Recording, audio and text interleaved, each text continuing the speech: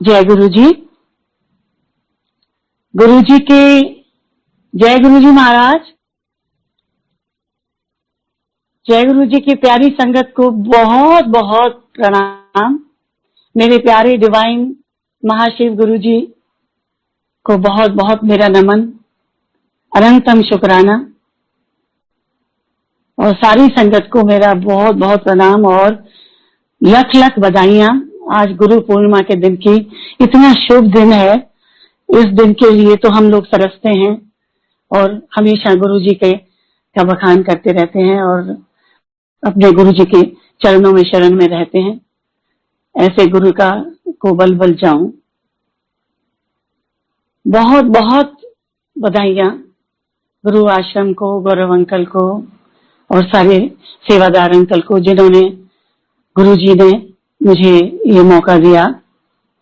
गुरु महाशिव हैं और मैं बहुत आभारी हूँ गुरु जी की कि उनके बिना तो कुछ पत्ता भी नहीं हिल सकता। इसलिए मैं गुरु जी की बहुत आभारी हूँ कि मुझे इस पावन अवसर पे मेरे को मौका दिया और उसके लिए मैं गुरु जी का बहुत आभार प्रकट करती हूँ। मैं बड़ी भाग्यशाली हूँ। संगत जी, जो गुरु हैं हमारे वो साक्षात महाशिव हैं। आप सबको मालूम है। आज गुरु पूर्णिमा के अवसर पे मैं एक छोटा सा ये मंत्र है, गुरुर् ब्रह्मा गुरुर् विष्णु गुरुर्देवो महेश्वरा गुरु साक्षात परम ब्रह्म तस्मै श्री गुरुदेव नमः। ये हमारे गुरु जी के लिए है और कहते हैं कि गुरु है या भगवान, गुरु बड़ा या भगवान। अगर हमारे गुरु ही भगवान हो और गुरु ही भगवान और गुरु ही उसमें, जैसे कहते हैं ना, गुरु गोविंद दोनों खड़े काके लागू पाए, बलिहारी गुरु आपकी गोविंद दियो मिलाए। तो इसमें दो राह नहीं है कि हम अपने गुरु से क्या बोलें। हमारा तो गुरु ही खुद भगवान है। खुद हमारे गुरु जी भगवान है, खुद शिव हैं, महाशिव हैं। तो वो गुरु भी हैं और भगवान भी हैं। इतने प्यारे हमारे गुरु जी। ना इस दुनिया में कभी इस तरह के गुरु आए हैं, ना कभी आएंगे, जिनकी लीला का बखान कोई कर ही नहीं सकता। गुरु जी की महिमा जो है अपरंपार है और उनकी महिमा जितनी करो उतनी कम है। उसका बखान हम तो चलते फिरते रोज करते हैं। रोज हम अपने गुरु जी को प्यार करते हैं, नमन करते हैं, उनकी पूजा करते हैं। पर आज का जो दिन है वो बहुत ही पावन है। जब भी इस तरह के पावन समय आते हैं तो संगत खुशी से फूलों नहीं समाती। मंदिर ऐसा सज जाता है कि जैसे स्वर्ग नीचे उतर आया हो। हमारा जो गुरु जी ने मंदिर बनाया वो तो सचमुच ही स्वर्ग है, हेवन ऑन अर्थ है। इस दुनिया में क्या, पूरे ब्रह्मांड में ऊपर से जैसे इंद्रलोक उतर आया हो, इस तरह सज जाता है जब कोई त्योहार आता है, जैसे गुरु पूर्णिमा है। देखते ही नहीं बनता। इतना सुंदर, इतना पावन गुरु जी ने मंदिर बनाया हमारे लिए, संगत के लिए। उनको संगत बहुत प्यारी थी, हमेशा से बहुत ज्यादा प्यारी थी। हर संगत तब थोड़ी होती थी, फिर थोड़ी थोड़ी बढ़ी। और मैं अपना सत्संग सुनाने से पहले थोड़ा गुरु जी के बारे में ये बता दूं कि गुरु जी बचपन से ही गुरु जी के ये पता चल गया था उनके माता पिता को कि ये कोई जो बच्चा पैदा हुआ है हमारे घर में वो कोई मामूली बात नहीं है, ये तो कोई अवतार किसी ने लिया। ये तो उनके माता जी को पहले ही पता चला था। जब गुरु जी का डुगरी में जन्म हुआ तो हम सुनते हैं सबसे बड़े लोगों से, जो पुरानी और संगत है, कि पूरे नाग देवता उसके अंदर थे और सब लोग डर के भाग गए और इतना रोशनी उस घर कमरे में हुई जैसे कि कभी भी अवतार लेते हैं भगवान। तो शिव जी ने प्राण परम ब्रह्म शिव जी ने अवतार लिया और वो अपने मनुष्य रूप में गुरुजी ने गुरु के रूप में हमारे शिव जी बाबा आए। पहले इनको जलंधर के बाबा कहा करते थे। तो कोई भी, हम लोग आर्मी में थे, मेरी आर्मी की फैमिली है, मैं आर्मी से बिलोंग करती हूँ, तभी भी सुनते थे कि कुछ जलंधर के बाबा जी हैं और वो सबके कैंसर, किसी का, सबका उद्धार करने के लिए आए हैं और सब कुछ करते हैं। गुरु जी को मैं, शिव जी की खुद भक्त हूं। मैं बचपन से मैं शिव जी की भक्त रही हूँ, बहुत मेडिटेशन किया है, गुरु जी शिव जी की भक्त की है। मेरी नानी 106 साल की, उनका देहांत हुआ, परलोक में गई, क्योंकि वो गुरु जी की भक्त थी। उन्होंने हमें सिखाया, हमारे परिवार में शिव जी को बहुत इष्ट देवता हैं। मुझे भी बचपन में जब छोटी थी तब से मैंने व्रत रखने शुरू किए, जबकि गुरुजी व्रत में नहीं बिलीव करते थे। जब से गुरुजी ने हमको ये बताया कि व्रत वगैरह नहीं किया करो, या शिवरात्रि पर जब शिव जी की शादी हुई है तो क्या अपने पेरेंट्स के वेडिंग एनिवर्सरी पे आप भूखे रहते हो, ये मैंने गुरुजी से खुद उनके शब्दों में, वचनों में बहुत दफे कहते हुए सुना। संगत जी, अगर मैं सत्संग कर रही हूं तो उस वक्त मैं सत्संग नहीं बोल रही हूँ, ये गुरुजी मुझसे बुलवा रहे हैं। मेरा अपना तरीका है, अपना गुरु की बड़ाइयां करने का, गुरु की महिमा करने का। मैं कभी गुरुजी की महिमा करते करते, बातें करते करते कहीं और दूसरी जगह पहुंच जाती हूँ और कुछ गुरुजी की बातें करने लग जाती हूँ। तो उसके लिए तो गुरुजी जाने, वही जानी जान है, वो हमारे पिता है, माँ है। तो गुरुजी, आपसे सिर्फ मैं ये कहना चाहती हूँ कि आप हमारे गुरु ही नहीं हैं, आप हमारे माता पिता, सखा, सब कुछ हैं। मैं तो अपना यही सोचती हूँ कि मेरे गुरु मेरे शिव जी हैं और मेरे सखा हैं, मेरे माता पिता, सब कुछ है और हमारे लिए, सबके लिए वही है। अब मैं ना समय लेते हुए गुरुजी आपसे आज्ञा लेती हूँ। गुरुजी, आप ही जो सत्संग करवाएंगे, इसमें कोई भी गलतियां हो तो मुझे माफ करिएगा। आपके रस में डूबे हुए हैं हम लोग सब। जो गुरु परिवार आपने बनाया है, ऐसा परिवार कभी दुनिया में नहीं हो सकता। ऐसा मंदिर बना के गए हैं जिसमें गुरुजी कहते थे कि आ जाओ, दर्शन कर लो, किसी टाइम दर्शन दुर्लभ हो जाएंगे, लाइनें लगेंगी। तो हम सोचते थे कि गुरुजी क्यों कह रहे हैं, लाइनें तो अभी भी लगी हैं। जब 100 थे, 50 थे, एम्पायर स्टेट में, फिर जलंधर में भी थे, चंडीगढ़ भी गुरुजी रहे, पंचकुला भी रहे, कैलाश भी रहे। तो हम सोचते थे कि गुरुजी ये क्यों कह रहे हैं कि लाइनें लगेंगी, तो क्या, तो गुरुजी तो हमारे साथ है, तो हम बाद में, मेरे जान के बाद लाइनें लगेंगी, ऐसा क्यों बोला। हमें दुख होता था। तो हम सोचते थे शायद ये चंडीगढ़ जाएंगे या कुछ है। हम लोग तो अनजान लोग थे तब। अब तो थोड़े से होशियार हो गए, क्योंकि गुरुजी ने हमको इतनी शक्ति दी है, इतनी हमें भक्ति दी है। हम हमेशा यही कहते हैं गुरुजी से कि साथ में सारे जुड़े, और टाइम के साथ में हम लोग इतने जुड़ जाते हैं, इतने डायरेक्ट कनेक्शन में सारी संगत हो गई है। पुरानी और नई संगत से कोई मतलब नहीं है। जो गुरुजी से जुड़ा है, जो गुरुजी की भक्ति करता है, जो डायरेक्ट कनेक्शन गुरुजी से जोड़ता है बिना किसी लालच के। गुरुजी कहते थे ना कि तुम मांगना नहीं आता, मांगते क्या हो। गुरुजी का मतलब ये नहीं था कि आप गाड़ियां मांग लो, ये मांग लो, पर गुरुजी के पास आते थे सब भक्त कि हमें ये दे दो, वो दे दो। गुरुजी कोशिश करते थे कि सबकी इच्छाएं पूरी करें, उद्धार करें। कितने लोगों की तकलीफें दूर करने मेरा परमात्मा महाशिव नीचे जमीन पर एक गुरु के रूप में आए। मेरे गुरुजी, मेरे प्यारे, इतने सुंदर, इतने प्यारे, दीन दयाला, जिनका बखान करते करते अगर करें तो सारी जिंदगी बीत जाएगी, तो भी उनका बखान कम होगा।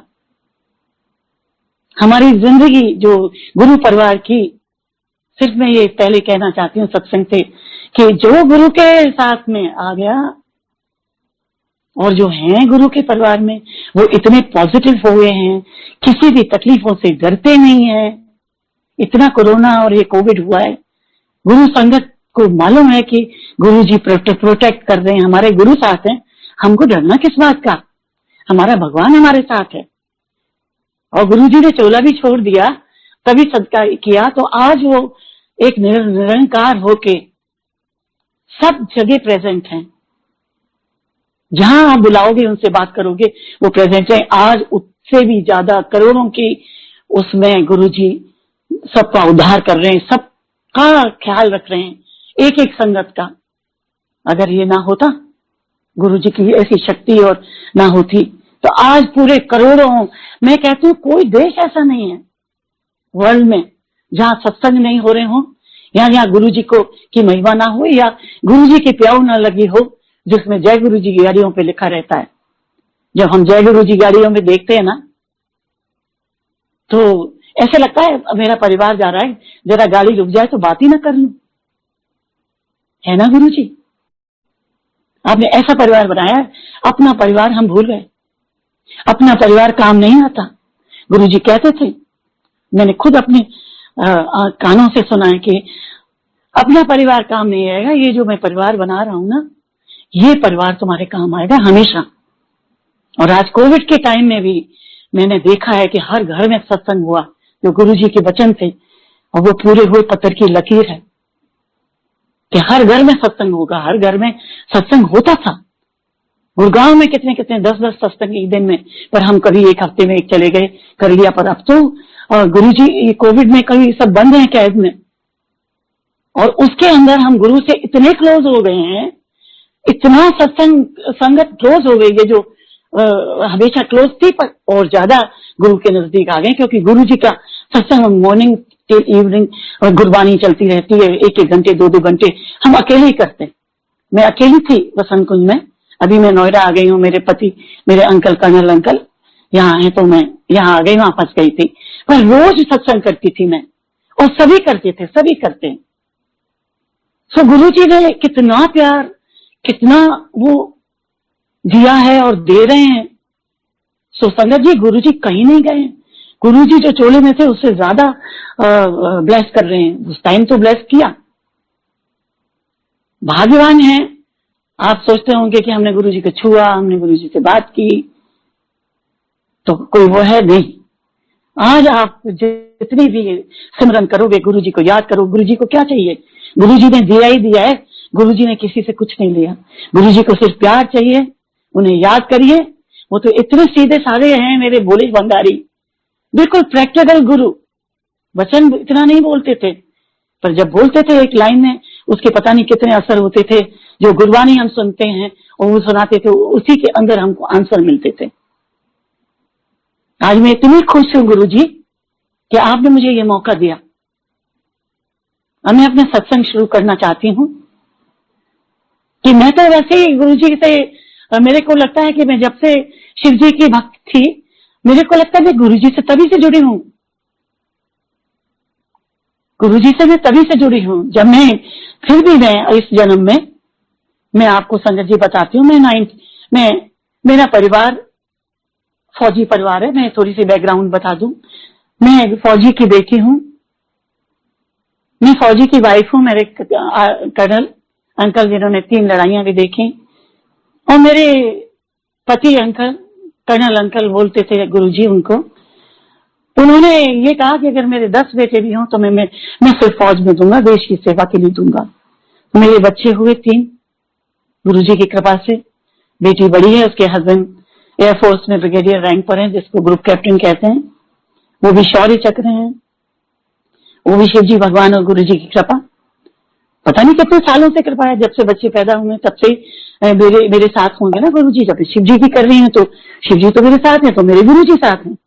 उनकी ब्लेसिंग मुझे बचपन से मिल रही है। मिले हमें 99 में। पहला बेटा 56 ईयर्स का है, वो कर्नल रिटायर्ड है। ये बेटा जो गुरुजी ने जिसको जिंदगी दी, जो खत्म था, उसका कोई भरोसा नहीं थी कि सांस आएगी कि नहीं आएगी, वो गुरुजी ने दी।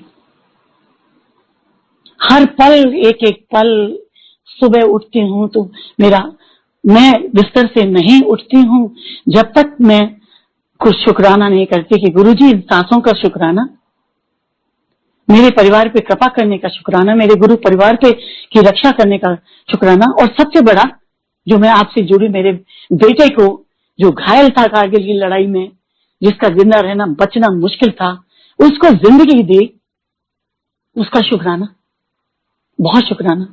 मैं मीडिया में नहीं आती थी पहले गुरुजी का, कभी भी बच्चे कहते थे कि मम्मी गुरुजी ने इतना तुम्हारे लिए किया है, तुम क्यों नहीं अपना सत्संग यूट्यूब पे डालती हो या कुछ डालती हो। मैंने कहा गुरुजी मेरे दिल में, गुरुजी को मालूम है सब, पर गुरुजी ने मुझे सपने में बोला कि तुम 2014 की बात है कि तुम सत्संग करो, जाओ गुड़गांव जाओ सत्संग करो। उसी दिन कमांडर अंकल से बात हुई और मैंने सत्संग किया, जो शायद वायरल भी हो, मतलब हो गया है। गुरु आश्रम में था, किसी ने वहां से, मैंने तो मना किया था, पर वो हो गया है तो कोई बात नहीं। उसमें भी किसी का कसूर नहीं है, उसमें गुरुजी किसी को ब्लेसिंग देना चाहते हैं। हो सकता मुझे ही ब्लेसिंग दी है कि रेणु आंटी कोई हर्ज नहीं है, अपनी करो, सबको बताओ। गुरु क्या है? परमात्मा है वो। तब बिना समय गवाए गुरुजी आपकी आज्ञा लेके मैं बताती हूँ कि मैं आपको कैसे जुड़ी। आपको तो सब मालूम है, मैं संगत जी 99 में अशोका होटल में काम कर रही थी और मेरे ये दोनों बच्चे कैप्टन थे।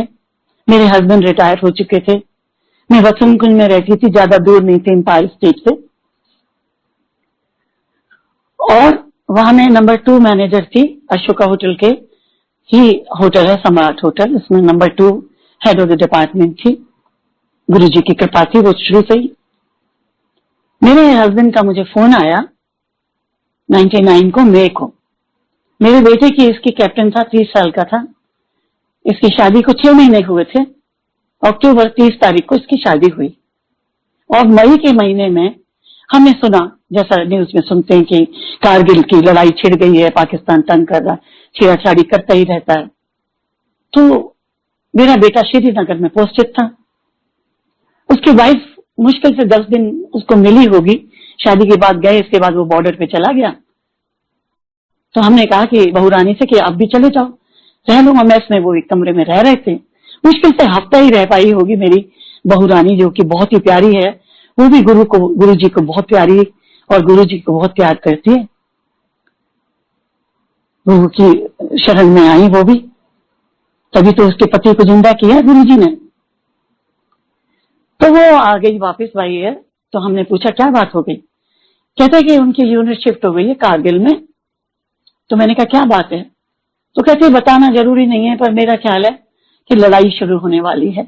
वो तो सब हमने सुन ही लिया था, न्यूज में आ ही रहा था कि लड़ाई शुरू होने वाली है। एक बात मैं जरूर बता दूं कि जिस तरह गुरुजी पॉजिटिव होते थे, ऐसे आर्मी भी बहुत पॉजिटिव है। जैसे गुरुजी के परिवार डिसिप्लिन है, ऐसे आर्मी का परिवार भी बहुत डिसिप्लिन है। जब कोई अपने बच्चों को आर्मी में देता है ना, ज्वाइन कराता है, तो बहुत खुशी से ज्वाइन कराता है, दुखी होके नहीं। और उनको मालूम होता है, जब ट्रेनिंग होती है उनको सिखाया जाता है कि आपको ये ऐश करने के लिए नौकरी नहीं है, ये आपको देश की सेवा के लिए है। And I am very proud of my armed forces. My husband is also very proud of, क्योंकि हमारे रग रग में हमारे वो फौज का, देश की सेवा का खून भरा हुआ है। बचपन से बाप को देखा, बाद में हस्बैंड को देखा, फिर बच्चों को देखा, दामाद को देखा, देवर को देखा, पूरी फैमिली आर्मी में। सो हमें तो अच्छा लगता था। कहीं पोस्टिंग होती थी बंजारों की तरह, 2-3 साल पोस्टिंग हुई, दूसरी जगह चले सामान बांध के। एक कमरा मिलता था, नहीं मिलती थी अकोमोडेशन, तो उसमें रहते थे।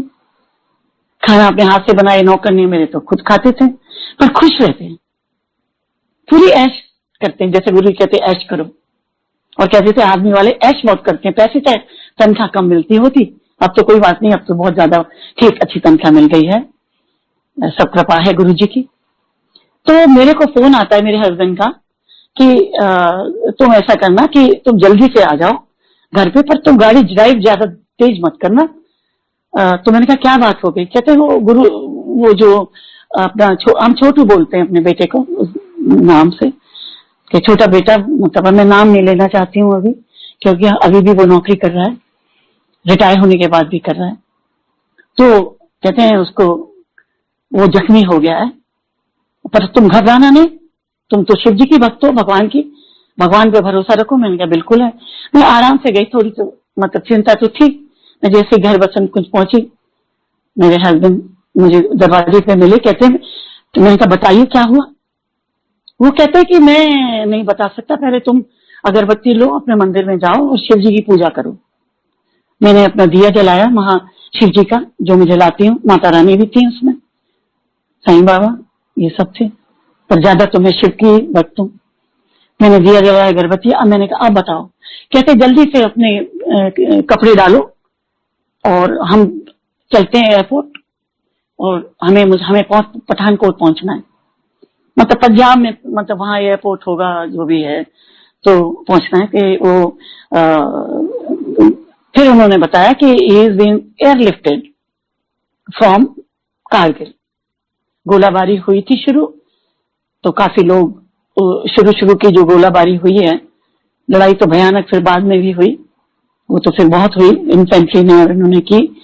तो जो जिस वक्त वो सब आर्मी वहां तैनात थी, तो उन्होंने गोलाबारी की। जो गोलाबारी होती है उसमें अंदर वो टुकड़े टुकड़े होते हैं, स्प्लिंटर्स, वो लोहा नहीं होता, कुछ और मेटल होता है, और वो जब वो गोलाबारी करते हैं तो वो टुकड़े सारे मतलब फौज के ऊपर आते हैं, तो उसमें घायल भी होते हैं लोग, किसी के पेट में घुस जाता है, किसी के सिर में, किसी को कोई उसी वक्त खत्म हो जाता है। तो वही मेरे बेटे के साथ हुआ। उसके लेफ्ट कान के अंदर से निकल के, लेफ्ट में कहते हैं कि न्यूरो सर्जन बोलते हैं कि लेफ्ट में छोटा वो होता है, ब्रेन होता है, हमें तो नहीं मालूम था, बाद में ही पता चला। तो एक तरफ से निकल के और दूसरी तरफ माथे पे जाके मोटा सा बड़ा, गोली तो कुछ भी नहीं है, अगर 6-7 गोली अगर मिला दोगे ना, तो खूब बड़ा है, जो हमारे पास है, जो हमें अस्पताल में ऑपरेशन करके दिया, वो हमको हमारे पास है, उसको मैं देख नहीं सकती, घबराता है जी, दिल घबराता है। पर एक बहादुर होती हैं आर्मी ऑफिसर की बीवियां, बेटियां, सब, तो वो इतना नहीं घबराती, क्योंकि उन्हें हमेशा से बोला जाता है कि कुछ भी हो सकता है, देश की सेवा में शहीद हो सकते हैं, कुछ भी हो सकता है, घबराने की जरूरत नहीं है, हिम्मत देनी है। इसके बाद मेरे हस्बैंड ने कहा कि ऐसा हुआ है, वहां जाके ही पता चलेगा। हम वहां पहुंच गए। अब मैं बीच की बातें नहीं बताती, मैंने अपनी बहू को बुलाया, वो अपने मायके में थी, पुलिस ऑफिसर की बेटी है, वो आई, कहती मम्मी क्या हुआ? मैंने कहा वो घायल हो गया है, कोई डरने की बात नहीं, सिपाही है, सोल्जर है, देश के उसमें है, लग गई चोट तो लग गई, ठीक हो जाएगा, भगवान शिव पे भरोसा रखो। हम लोग चले गए। नहीं मेरी बाई है, टिकट कोई भी जम्मू की भी या चंडीगढ़ की भी नहीं मिली, कहीं की नहीं मिली, जहां जाना है, बाकी हम टैक्सी कर लेते। हमने कुछ नहीं सोचा, हमने तो सीधा टैक्सी की, अपनी गाड़ी से हम ड्राइव नहीं कर सकते थे, गाड़ी थी, हमने कोई ड्राइवर नहीं बुलाया, हमने कहा गाड़ी को छोड़ो, टैक्सी करके न्यू दिल्ली रेलवे स्टेशन पहुंचे। और रेलवे स्टेशन पे हमें जो गाड़ी वहां की जा रही थी, वो मेरे हस्बैंड को मालूम है कहाँ जा रहे थे, वो that is a secret from मामी, I will not tell you. So उसमें चढ़ लिए, कहीं जगह नहीं थी, किसी का बक्सा वगैरह पड़ा था, किसी भी कंपार्टमेंट में, सेकंड क्लास था क्या था, वो जो टीटी आता है उससे कहा भैया हम तो ऐसे चढ़ गए, उसको हमने नहीं बताया, फिर उसने कहा कोई बात नहीं। मैंने कहा हमारा बेटा ऐसे ऐसे बात है, आप हमें टिकट दे दीजिए, हम चले गए। हम वहां पहुंच गए, चलिए, अब बीच का रास्ता में नहीं बताती। पठानकोट उतर के मेरे हस्बैंड ने फोन भी किया, एसटीडी थी तब, उसके टाइम में मोबाइल नहीं होते थे, तो पता चला कि उसका ऑपरेशन चल रहा है। वो श्रीनगर से उसको हेलीकॉप्टर से, हेलीपैड जो अस्पताल था वहां आर्मड फोर्सेस का नीचे, वैष्णो देवी और जम्मू के बीच में था, I won't name that place. तो वहां पूरी फैसिलिटी, ऑपरेशन फैसिलिटी, हर चीज फैसिलिटी वो लड़ाई के लिए ही बनाया था। और हेलीपैड बिल्कुल आईसीयू के जहां था उसके सामने था, वहां ही उतरा। चलो हमें तो नहीं मालूम है कि क्या हुआ। हम वहां पहुंच गए, हमारे लिए गाड़ी आ गई, army is very good. Army जितनी हेल्प की है, जितनी अपने सोल्जर, चाहे वो सिपाही हो चाहे ऑफिसर हो, पूरी हेल्प की। हमें गाड़ी से ले जाया गया, सीधा अस्पताल ले जाया गया। तब तक उसका ऑपरेशन हो चुका था। हमने पूछा कि हम वहां से आए हैं, सो एंड सो कैप्टन के पेरेंट्स हैं। तो कहते हैं हमको ये वहां के जो नर्सिंग असिस्टेंट या डॉक्टर ने कहा कि आप हमारे साथ आइए, न्यूरो सर्जन आपका वेट कर रहे हैं। आप ये देख लीजिए कि उस टाइम कोई 1:30 बजा होगा, 1:30-2 बजे होंगे, और वो हमारा वेट कर रहे थे। उन्होंने कहा आप आओ। उन्होंने सबसे पहले हमें पानी पिलाया और उन्होंने कॉफी पिलाई। उन्होंने बोला आपका बेटा का ऑपरेशन हमने कर दिया, जितनी हमसे कोशिश हो सकती थी, भगवान का नाम लिया और हमने किया है। हमने कहा डॉक्टर आप तो हमारे लिए भगवान हैं, और आपने किया होगा जो सब अच्छा ही किया होगा। अब आप बताइए हमारे बेटे को हुआ क्या। कहते आपके बेटे को खूनों के अंदर उसके इतनी ब्लीडिंग ब्रेन से हुई, लेफ्ट में कान के पीछे, और ये कि उसकी पूरी वर्दी खून से भरी हुई थी, बेहोश था। वहां के और भी 8-10 सिपाहियों को भी लगी। सारे लोग जमीन में पड़े थे। उनको एयरलिफ्ट किया गया श्रीनगर अस्पताल में। और श्रीनगर में जो डॉक्टर था, जो एक्सरे डिपार्टमेंट का, जब एक्सरे डिपार्टमेंट में गया तो उसके ब्रेन का जो एमआरआई किया, जो भी किया गया था, वो एमआरआई था या क्या था, पहले नॉर्मल एक्सरे किया था, क्योंकि अगर उसके अंदर गोली होती है या होती है तो एमआरआई की टेबल पे ही इंसान खत्म हो सकता है, अगर उसके अंदर कोई लोहे की चीज या कोई ब्रेन में होती है, ऐसा उन्होंने बोला। तो मैंने तो क्या हुआ कि वो सीटी स्कैन करते हैं, तो उसके मुझे नहीं मालूम है वो उन्होंने क्या किया क्या नहीं, वो मैं नहीं जानती, पर उन्होंने ये बोला कि उसके लेफ्ट से लेके और राइट को जो वो चीज गई है, स्प्लिंटर्स बोलते हैं इनको, ये गोली नहीं थी, स्प्लिंटर्स होते हैं जो बॉम्ब फेंकते हैं, बॉम्ब भी नहीं होता, वो तोप होती है, तोप जैसी, उनको मेरे हस्बैंड जानते होंगे, तो वो है। और वो आर पार जैसे नहीं होता कि कभी कभी आप आसमान में देखते हैं कि कोई एरोप्लेन जाता है तो कभी 15 अगस्त पे या कुछ व्हाइट से निशान छोड़ते जाता है, ऐसे इसके पूरा लेफ्ट कान से लेके माथे तक राइट को पूरी लाइन ऐसे बनी थी जैसे हवाई जहाज निकल गया हो। वो लोग घबरा गए और इसकी हालत इतनी ब्लीडिंग तो उन्होंने रोक ली या नहीं रोकी होगी, जो भी ब्लीडिंग रोकी या क्या किया होगा मुझे नहीं मालूम, पर मुझे डॉक्टर ने बताया कि he was almost in a critical condition. Doctor चिल्लाए कि ये बहुत यंग लड़का है, जल्दी से हेलीकॉप्टर करो।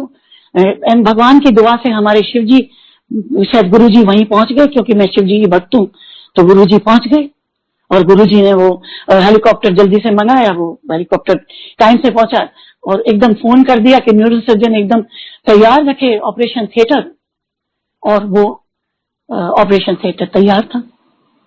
ये मैं कभी भी सत्संग करने गई हूँ किसी के घर में तो मैंने ये सब बातें नहीं बताई हैं। आज मेरे को गुरु जी कहलवा रहे हैं कि अपनी संगत को बताओ कि आर्मी होती क्या है, आर्मी में कैसा कैसा होता है, कितनी तकलीफें होने के बाद भी कोई माँ बाप डरते नहीं है, बहादुर होते हैं आर्मी ऑफिसर, खासतौर से Indian army, Indian navy, Indian air force. ये तो शान समझते हैं। सो मैं अब आपको बता रही हूँ कि ऑपरेशन थिएटर तैयार, सब भगवान शिव ने किया। मेरे गुरुजी वहां पहुंच गए।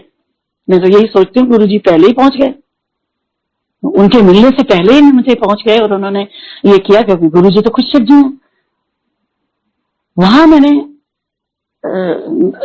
इसके बाद उन्होंने बोला कि हमने लेफ्ट डैमेज हो गया है, उसको हमने डैमेज को ऑपरेट किया है मैडम, और उसको डैमेज करते वक्त हमने पूरी कोशिश की है कि उसको थोड़ा रिपेयर कर दें, पर वो डैमेज हो गया है। और जो माथे पे जो बड़ा सा टुकड़ा लगा था वो भी हमने ब्रेन का काट के निकाल दिया है, उसको उसमें ब्लड आ गया है, तो उसको हम धीरे धीरे 1 हफ्ते तक उसमें नली डाल दिए, वो एक एक कटोरी करके वो ब्लड को निकालते रहेंगे जिससे कि ब्रेन में ब्लड ना पहुंचे और ये खत्म ना हो जाए। तो मैंने कहा ठीक है। लेफ्ट को कहते, मैंने कहा अब ये बता दीजिए मुझे, मैं कुछ डर नहीं रही हूँ। जो भगवान चाहेगा वो होगा। उसने उसको आर्मी ज्वाइन किए तो ये तो सब हमको सहना पड़ेगा और हमको बहादुरी से रहना पड़ेगा। मेरे हस्बैंड ने कहा नो प्रॉब्लम, आप बताइए कि वो ये अभी क्या हाल है उसका, क्या उसने ऑपरेशन के बाद कुछ बोला? कहते हमने बोला captain captain hello hello get up you are okay, you have been operated, you are okay. तो he said what is your IC number? इनके आईसी नंबर होते हैं, हर एक का आईसी नंबर होता है आर्मी का। जब लड़ाई में भी जाते हैं तो इनके बाजू में लगा दिया जाता है आईसी नंबर, लिख दिया जाता है जो भी लड़ाई में जाते हैं। जैसे कि कोई हालत खराब हो जाए तो उससे आईसी नंबर से पता चल जाता है ये कौन सा सिपाही है या क्या हुआ है। तो उसने पूछा what's your IC number captain? तो ही सेड वो आया है उसमें, उसने कहा IC so and so and my name is colonel Narendra Singh. What's your name? तो my name is colonel Narendra Singh, IC so and so. संगत जी आप सोच रहे हैं कि मैं किसका आईसी बोल रहे हैं? वो अपने फादर का, अपने बाप का, कर्नल अंकल जो मेरे हस्बैंड हैं, उनका आईसी नंबर उसको याद था।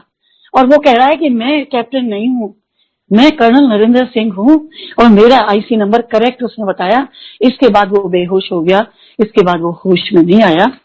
ही वेंट इनटू कोमा और बहुत बेहोशी हमें नहीं मालूम, पर डॉक्टर्स हमको उतना नहीं बताते थे, पर उसकी ड्रिप्स लगी हुई थी, ब्लीडिंग जो के लिए ब्लड वगैरह जितना चढ़ा था वो लगा हुआ था कि कोई ब्लीडिंग ना हो, वो हालत तो उसकी थी।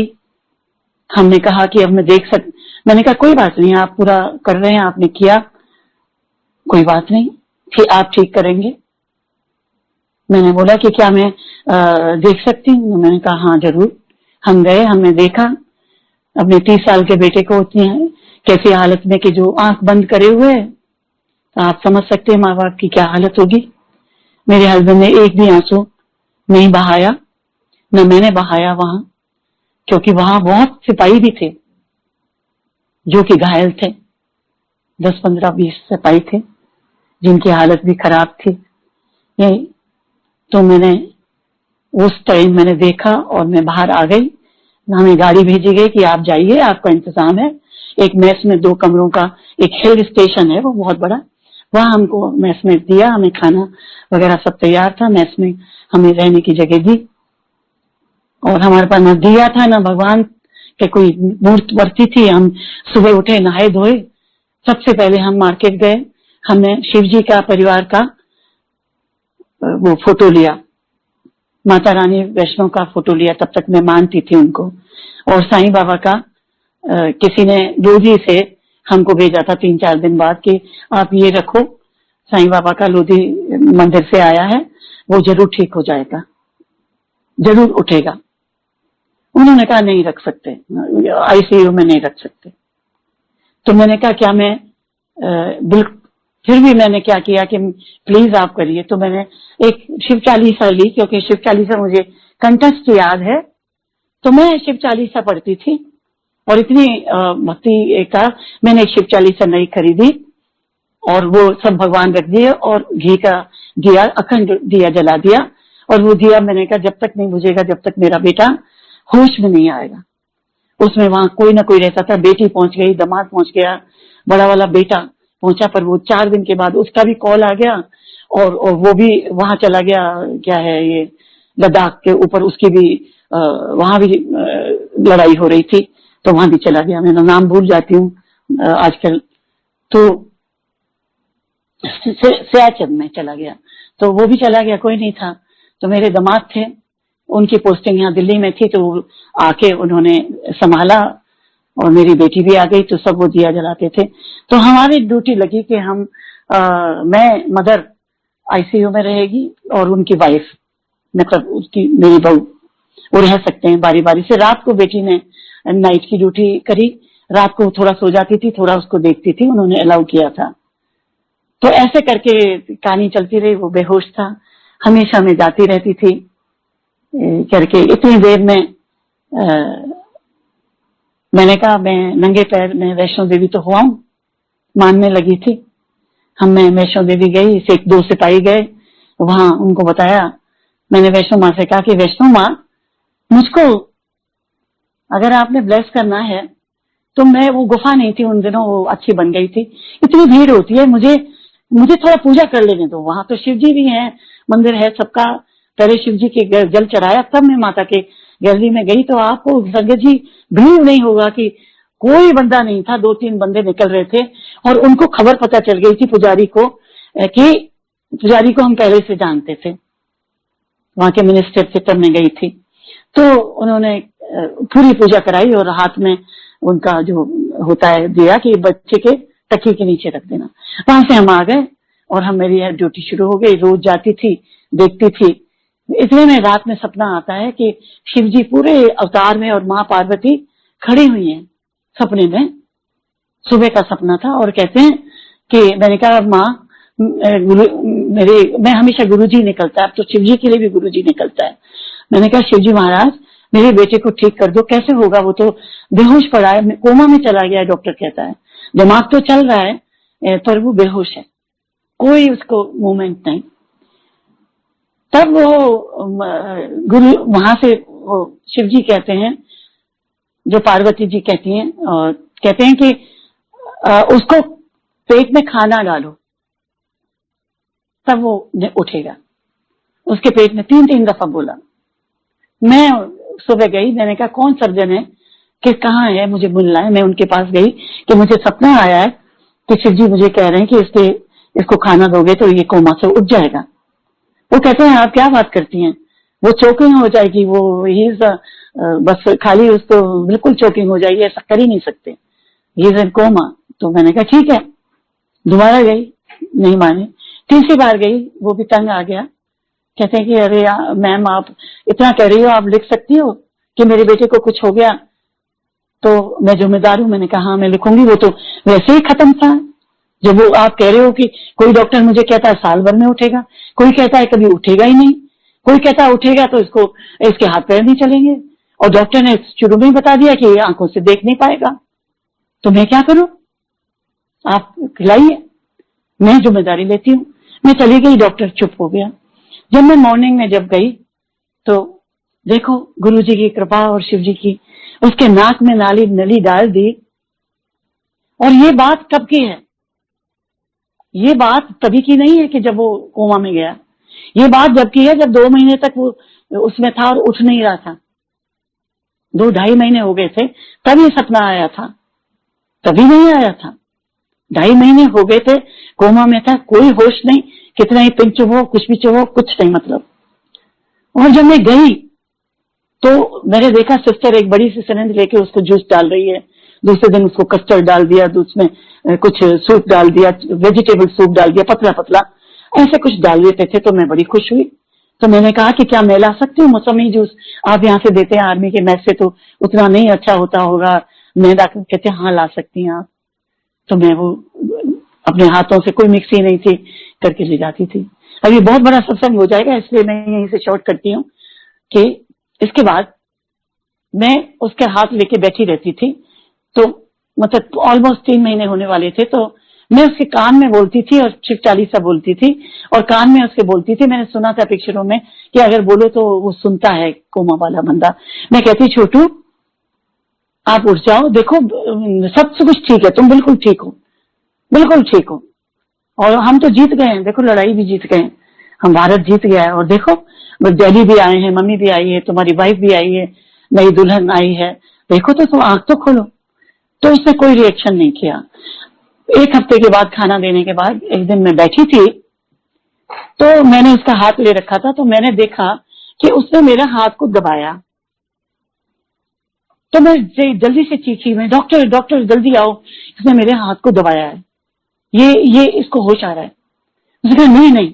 वो जल्दी से डॉक्टर आए, उन्होंने आंख देखी, टॉर्च लगाई, पता नहीं क्या क्या लगाया, फिर पिन चुभोई, ये करी, कोई उसको रिएक्शन नहीं, हाथ करा। कहते नहीं मैम, आपको अपने बेटे का ज्यादा परवाह है, इसलिए आपको ऐसा लग रहा है, ऐसी कोई बात नहीं है, इनको अभी नहीं है, आप चिंता मत करो, भगवान पर विश्वास करो, आप तो इतनी पूजा करती हैं, ये जरूर ठीक हो जाएगा। मैंने कहा आपके मुंह में घी शक्कर, मैं तो यही चाहती हूँ ठीक हो जाए, आंख तो खोल ले। कोई बात नहीं, जो होगा देखी जाएगी, कोई बात नहीं, मैं डरती नहीं, आप इतना अच्छा इलाज कर दें, कोई बात नहीं। इसके बाद दूसरे दिन फिर उसने हाथ दबाया और वो उसने पकड़े रखा कस के, तो मैं डॉक्टर को बुलाया। डॉक्टर ने देखा कि उसने सचमुच मेरा हाथ पकड़ा हुआ है। फिर डॉक्टर ने अपना हाथ दिया कि हेलो कैप्टन, तो डॉक्टर का भी हाथ दबा दिया।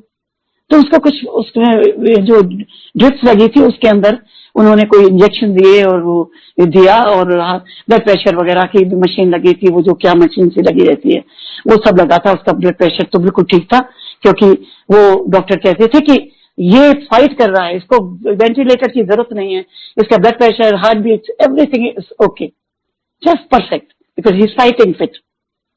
और इसके बाद उन्होंने इंजेक्शन वगैरह दिया। शाम के 4-5 बजे थे, मैं अपना मंत्र जाप कर रही थी शिव जी का, ओम नमः शिवाय, ओम नमः शिवाय, यही करती थी। इतने में उसने आंख खोल दी। जय गुरु जी। ये गुरु जी थे जो वहां पहुंचे थे। वो इसलिए मैं कह रही हूँ कि मेजर गिल जो हमको लेके गुरु जी के पास अभी जाएंगे एम्पायर स्टेट में, उन्होंने गुरु जी को पहले ही जाके बोला था कि मेरे बहुत ही प्यारे मेरी फैमिली मेंबर हैं कर्नल नरेंद्र सिंह और उनकी वाइफ मतलब वाइफ मैडम, वो बड़े परेशान है, वो कोमा में है, तो गुरुजी कुछ करिए। तो गुरुजी ने शायद उनको कुछ कहा था कि कोई बात नहीं, वो आ जाएगा तो मैं ब्लेस करूंगा, वो ठीक हो जाएगा, ऐसे कुछ उनको बोला होगा। तो गुरुजी की ब्लेसिंग वहां पहले ही पहुंच चुकी है, ऐसा मेरा फेथ है, विश्वास है। और मैं आपको सत्संग सुनाती हूँ। होश आ गया, आंखों से देख सका था, उन्होंने डॉक्टर ने कहा ये तो देख सकता है, वो उछल गए, कूद गए। इसके बाद उसको खड़ा किया। अब 3 महीने के बाद कैसे खड़ा हो सकता है, खड़ा हो तो वो गिर जाए। तो फिर 2 लोगों ने उसको चलाने की कोशिश की, थोड़ा थोड़ा चला, बात नहीं कर सकता था, थोड़ा सा बोलता था, कुछ बोलते थे तो कुछ जवाब नहीं देता था, कोई जवाब नहीं, ना बात, बस देखता रहता था लॉस्ट आइज से। चलिए अभी मेरे बहुत ज्यादा लंबा हो जाएगा। बहुत सारी चीजें हुई, फिर चलना सीखा, थोड़ा लड़खड़ाता था, थोड़ा चल पाया, फिर दूसरे कमरे में शिफ्ट कर दिया। फिर उसको धीरे धीरे बोला कि 15 दिन के बाद कि थोड़ा अच्छा सा पराठा या कुछ दलिया लाओ, पतला मुंह में देंगे, नाक से नहीं देंगे खाना। तब तक नाक से ही देते थे। फिर वो नाक नली हटा दी, फिर लाए, फिर उसको RR अस्पताल में शिफ्ट कर दिया गया और बाई ट्रेन से लाया गया, क्योंकि बाई एयर नहीं ला सकते थे। हेड इंजरी वाले को बाई एयर से लाते हैं तो वो प्रेशर जो होता है ऊपर का, वो that is very bad for brain. So इसके बाद जब नीचे लाए, RR में चल ले आए। अब मैं RR में रह ही रहा था 10-15 दिन। मेजर गिल आए, उन्होंने देखा, वो रो पड़े उसको देख के। कितना स्मार्ट, नीली आंखों वाला, 6 फीट 4 इंच का बच्चा, अभी शादी हुई है, हमने अटेंड की है, ऐसे लेटा पड़ा है, ना वो मेजर गिल को पहचानता है, ना माँ बाप को माँ कहता है, ना बाप को कहता है, वाइफ को कुछ नहीं। मेरी बेटी गई तो कहती है तुम मेरी वाइफ हो, बहन को वाइफ कह रहा है, वाइफ को बहन कह रहा है। सो उस तरह का था। मैंने डॉक्टर से पूछा ये क्या है, कहते हैं ये अभी बहुत इंजरी है ना, तो ये धीरे धीरे जाएगी, हम लोग पूरा ट्रीटमेंट कर रहे हैं और सीवियर ना पड़े इसका भी हम इसको ट्रीटमेंट दे रहे हैं, आप चिंता ना करो। ICU में था, ICU में नहीं, मैं वार्ड में था। तो मेजर गिल ने कहा कि उसी वक्त 1 हफ्ता ही मतलब हो गया था, यहाँ 15-20 दिन अस्पताल में आए हुए, और अटेंडेंट उसके पास हर टाइम रहता था। उसके जेब में हम एड्रेस और उसका नाम डालते थे कि कहीं वॉक तो कर सकता था, चला जाए, कहीं लिफ्ट में उतर जाए तो फिर कैसे ढूंढेंगे, तो हर टाइम उनकी पहरेदारी रहती थी। फिर मैंने कहा कि कहते हैं मैम, हमारे यहाँ नाम नहीं लेते हैं सीनियर ऑफिसर को, वाइफ को, तो उन्होंने कर्नल से बोला कि एक हमारे गुरुजी हैं तो उनके पास चलोगे क्या? मैंने कहा हाँ बिल्कुल चलेंगे। कहते हैं उन्होंने बहुत लोगों का वो किया है उद्धार, कितने कैंसर और ठीक करें। तो मैंने बोला कि ये गुरुजी जलंधर में तो नहीं थे? तो कहते हैं हाँ ये वही है, तुम्हें कैसे मालूम? मैंने कहा वो जनरल अजीत सिंह बिल्कुल डेथ बेड पे थे, और तब उनको वो जनरल कपूर के फ्रेंड थे बहुत, और मेरे हस्बैंड के कोर्समेट, मतलब एक साथ ही कमांड की थी रेजिमेंट पठानकोट में, मेरे हस्बैंड ने और जनरल अजय सिंह ने। तो वो उनको अपोलो वालों ने समय जवाब दे दिया था, पता नहीं क्या तकलीफ उनको हुई थी, तो वो लेटे पड़े थे ब्रिगेडियर से तब। तो कोई सरदार जी जो उनका जान पहचान का था, गुरुजी को का भक्त था, तो गुरुजी को वो जलंधर से चंडीगढ़ लेके गया अपने घर में। गुरुजी ये मेरा ब्रिगेडियर अजय सिंह है, इसको करो। तो ब्रिगेडियर अजय सिंह को गुरुजी ने अपना जल पिलाया और कहा चलो उठो ब्रिगेडियर, तुमने तो अभी जनरल बनना है, और जनरल बन के देश का तुमने लेफ्टिनेंट गवर्नर बनना है। ये शब्द थे। तो हमें ये बात पूरे आर्मी में फैल गई थी कि जनरल अजय को किसी जलंधर वाले गुरुजी नहीं बोलते थे, बाबा जी हैं, उन्होंने उनको जिंदगी दी और उनका जल पी के ही और वो गुरुजी ठीक हो गए, वो सॉरी जनरल अजय ठीक हो गए और वो जनरल बने और वो लेफ्टिनेंट गवर्नर आसाम के बने। ये मैं मतलब ये हमेशा जनरल कपूर भी सुनाते हैं, वो जनरल अजय हमारे फ्रेंड है, अभी भी बसंत कुंज में रहते हैं और गुरुजी को बहुत मानते हैं। अब आप देखिए कि मैंने कहा ठीक है, ये अब ये गिल कहता है मेजर गिल कि मैं गुरुजी से पहले आज्ञा लेके आऊंगा, पूछूंगा, मैं आज जा रहा हूँ, मैं पूछ के आता हूँ। वो गुरुजी के पास गए, गुरुजी के तो दूसरे दिन फोन आया कि सुनो कर्नल साहब, नरेंद्र बोलते थे, नरेंद्र ऐसा है कि तुम आ जाओ, एम्पायर स्टेट है, तुम्हारे घर से सीधे आओगे अंधेरिया मोड़ पे, वो कोई सुल्तानपुर के का खंबा सा है, वहां से आगे जाओगे तो वो है, और वहां मोबाइल वगैरह तो होते नहीं थे तब। कहते वहां पहुंच जाना, मैं तुम्हारे और तुम पहुंच जाओ। तो मेरे हस्बैंड कहने लगे कि हमें नहीं मिलेगा, तो तुम ऐसा करो कि हमें लेने आ जाओ। तो कहते हैं अच्छा ठीक है, मैं अंधेरिया मोड़ पे खड़ा होता हूँ, तुम आ जाओ, तुम मेरी गाड़ी में ऐसे लाइट को फ्लिक करूंगा पीछे, तो तुम फिर मेरे संग संग चलना। तो हम संग संग गए, तो वहां बिल्कुल मिट्टी मिट्टी थी, गेट तो यही था, वहां गाड़ी को खड़ी किया। कहते हैं अंदर अलाउड नहीं है। मैं भागी अपना चली गई। तब मेरे कोई तकलीफ नहीं थी पैरों में, हिप जॉइंट सर्जरी नहीं थी। तो उन्होंने कहा चलो हमारे साथ। तो अब मालूम है रास्ता कैसे, जैसे ही गुरुजी का छोटा मंदिर और एम्पायर स्टेट आया, इतनी खुशबू, इतनी प्यारी खुशबू, जैसे कि हम स्वर्ग में की कोई खुशबू है गुलाब की, कभी महक रही है। तो अभी हम तो यही सोचेंगे ना, हमें क्या मालूम कि ये गुरुजी की खुशबू है। हमने सोचा गुरुजी के मंदिर में लाए हैं तो जो गुरु महाराज हैं वो पूजा वूजा करते होंगे, धूप बत्ती और उनके मंदिर में चलता होगा, कोई साधु जैसे बैठे होंगे या सफेद ड्रेस में होंगे, ऐसे ही गुरुजी होंगे। इतना तो सुना था जलंधर के कि वो बड़े मॉड हैं, वो पैंट शर्ट भी पहनते हैं और वो कुछ चोला भी डालते हैं, ये तो सुना। पर चोला हमने ये थोड़ी सोचा कि इतना सुंदर, इतने प्यारे प्यारे सिल्क के चोले जो क्यों कोई भगवान ही पहनते हैं उस तरह के डालेंगे, हमने सोचा ऐसे ही होंगे। तो खुशबू फैली, उन्होंने बोला कि आप चप्पल उतारो और यहाँ नल और बाल्टी है, आप हाथ धो लो। हमने हाथ धोए, हस्बैंड ने भी, कर्नल अंकल ने धोए और हम धीरे धीरे उतरे नीचे जाके। हम थोड़े से देर हो गई थी तो लाइन थी, तो उसमें 2-4 लोग आगे थे, वो उन्होंने हमें पहले बोल दिया था कि आपने गुरु के चरणों में माथा टेकना है। चरणों में बोला उन्होंने, मुझे ये नहीं बताया कि गुरुजी के चरण वहां हैं और आप बिल्कुल ही पीछे से माथा टेक रहे हो या कुछ। मैंने किसी को देखा नहीं, वो लोग चले गए, मैंने उनको नहीं देखा उन्होंने कैसे माता गुरुजी को टेका, जो और संगत थी पुरानी या जो भी थी। उसके बाद इसमें सबसे पहले चरण करके मेजर गिल ने गुरुजी के लेफ्ट साइड को कान के पास खड़ा हो गया, और जैसे ही मेरे हस्बैंड आए, पहले मेरे हस्बैंड ने चरण छुए, आगे थे, तो उन्होंने मेजर गिल ने उनके कान में जो बोला, मुझे तो सुनाई नहीं दिया, पर वो जरूर ये बता रहे होंगे कि जो मैं कल परमिशन आपके से लेके गया कि आप मिल ले आऊं उनको, उनका ऐसा बेटा कारगिल में, सारी बात बताई कि ऐसी हालत है, अभी उसको सेमी कॉन्शियस ही है, तो इस तरह हालत खराब है और कुछ ब्लेस करिए। तो जैसे ही मेरे पति, मेरे कर्नल अंकल वहां गुरुजी के सामने पहले हाथ जोड़े और गुरुजी ने, वो बताते हैं गुरुजी ने उनकी तरफ देखा, वो कहते हैं गुरुजी मेरी तरफ देखा, गुरुजी मेरी तरफ मुस्कुराए और फिर गिल ने इशारा किया, वो भूल गए थे कि चरण छूना है। तो मेरे हस्बैंड बजाय नीचे पीछे की तरफ जहां जोड़े रहते हैं और वहां नहीं ढोक मारा, उन्होंने जाके गुरुजी के पैर पकड़ लिए, और गुरुजी थोड़े दुखी तो थे ना, तो उन्होंने पैर पकड़ के कुछ बोलने लगे थे। तो गुरुजी ने कुछ उसको बोला और वो खड़े हो गए और गुरुजी ने प्रसाद दिया और जाके गुरुजी ने इशारा किया बैठो। और तब मैंने बाद में पूछा कि तुमने वही बात उनको बोली, वही बात मुझे भी गुरुजी ने बोली। गुरुजी ने उनको कहा, उठो कर्नल, सब ठीक हो जाएगा बेटा, ठीक हो जाएगा, उठ जाओ, चिंता मत करो, चिंता ना कर, पंजाबी में बोला।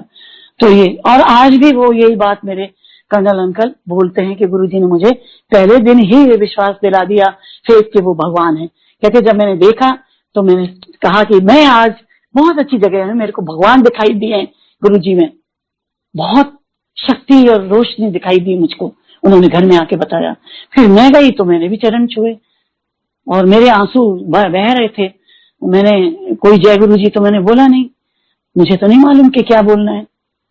मैंने तो पैर पकड़े और मैंने पैरों में अपना सिर रख दिया, छुआ, उनको चूमा और बोला गुरुजी आपकी शरण में आए हैं, आप ही रक्षा करेंगे।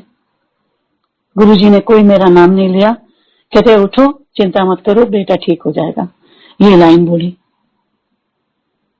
मैं खड़ी हो गई। मैंने कहा अरे ये तो मेरे को तो आज ही विश्वास, आज ही मुझे मतलब भगवान ने मुझे ये कह दिया ठीक हो जाएगा। तो सभी कहते हैं कि ठीक हो जाएगा, चिंता ना करो, सभी लोग कहते हैं जो भी देखने आता है, जो कहते हैं। और पर सबसे पहली बात ये थी कि जब मैं पहुंची हूं तो इतना परिवार बैठा, गुरु परिवार, सुंदर सुंदर से कपड़े पहने हुए, उसका वातावरण ऐसा था जैसे औरा गुरु जी का जैसे रोशनी आ रही हो। और क्या चोला था उस दिन, मैरून कलर का चोला था। गुरुजी मंद मंद मुस्कुरा रहे, इतना रूप उनका सुहाना, आज भी सुहाना है, उस वक्त भी सुहाना था, हमेशा ही सुहाना। इतने सुंदर गोरे, इतने प्यारे, इतनी मंद मंद मुस्कान जैसे भगवानों की होती है, और इतने अच्छी तरह से मुस्कुराए। मुझे देखा तो मैंने कहा आज तो मैं धन्य हो गई, मैं वो वर्णन नहीं कर सकती। जो वहां जो औरा था और जो था उसका वर्णन नहीं कर सकती, महसूस कर सकती हूँ। और जो मुझे सुकून उस दिन मिला, जो दिल को सुकून और दिल को तसल्ली मिली, जो मैं थोड़ी सी घबराती थी बच्चे को देख के, ये कहती थी हर टाइम पूजा में तो मैं लगी रहती थी, पर वो सुकून नहीं था। दिल को जो सुकून मिला कि अब मैं अच्छी जगह आ गई हूँ, अब ये गुरुजी मेरे को ठीक करेंगे, जो भी करेंगे। मुझे पहले गुरुजी नहीं कहती थी, मैं जब भी कहती थी अंकल बोल देती थी, तो कहते चंगा चंगा। मुझे पता नहीं क्यों बोलते हैं चंगा। मुझे बिठा दिया, इसके बाद उन्होंने लड्डू दिया।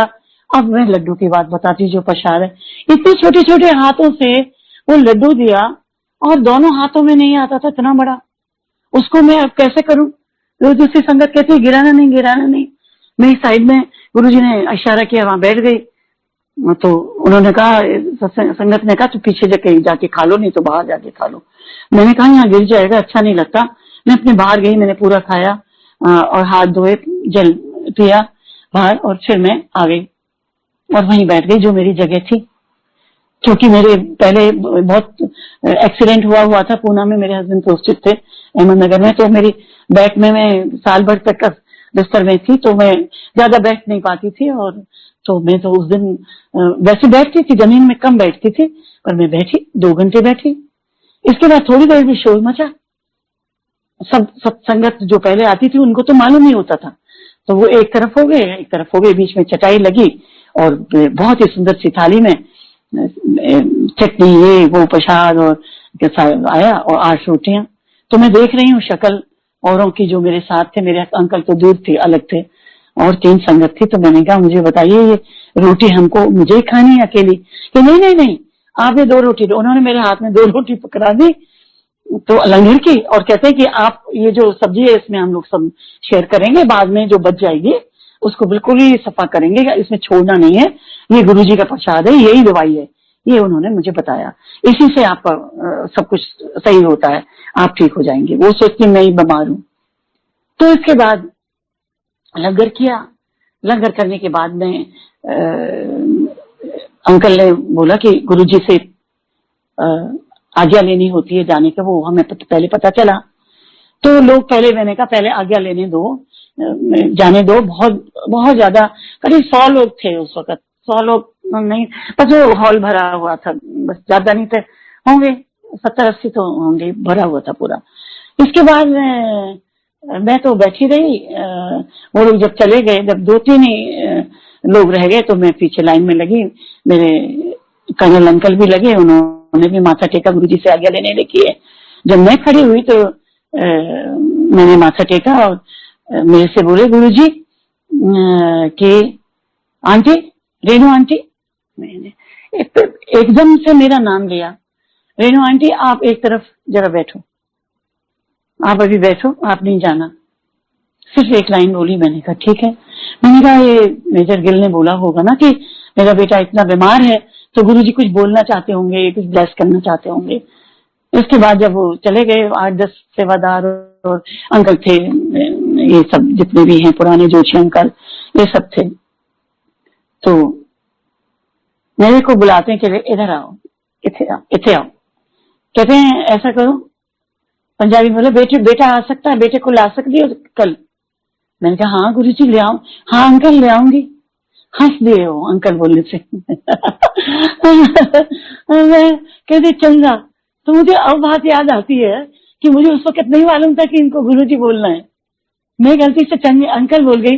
ये क्या मालूम था कि वो सबको अंकल आंटी ही बुलवाएंगे, छोटा बच्चा हो चाहे बुढ़ा हो। हम अपने हस्बैंड को भी हस्बैंड अंकल कहते हैं। मैं तो आर्मी ऑफिसर्स को भी आजकल अंकल बोल जाती हूँ गलती से। क्या करूं, गुरु परिवार है, गुरु ने ऐसा रम गए हैं गुरुजी दिल में कि वही बस वही लगता है कि अंकल ही बोलो। तो खैर मैंने कहा मैं ले आऊंगी। दूसरे दिन मैं हॉस्पिटल से वो करके पूछ के इनके परमिशन ले ली कि रात की परमिशन है।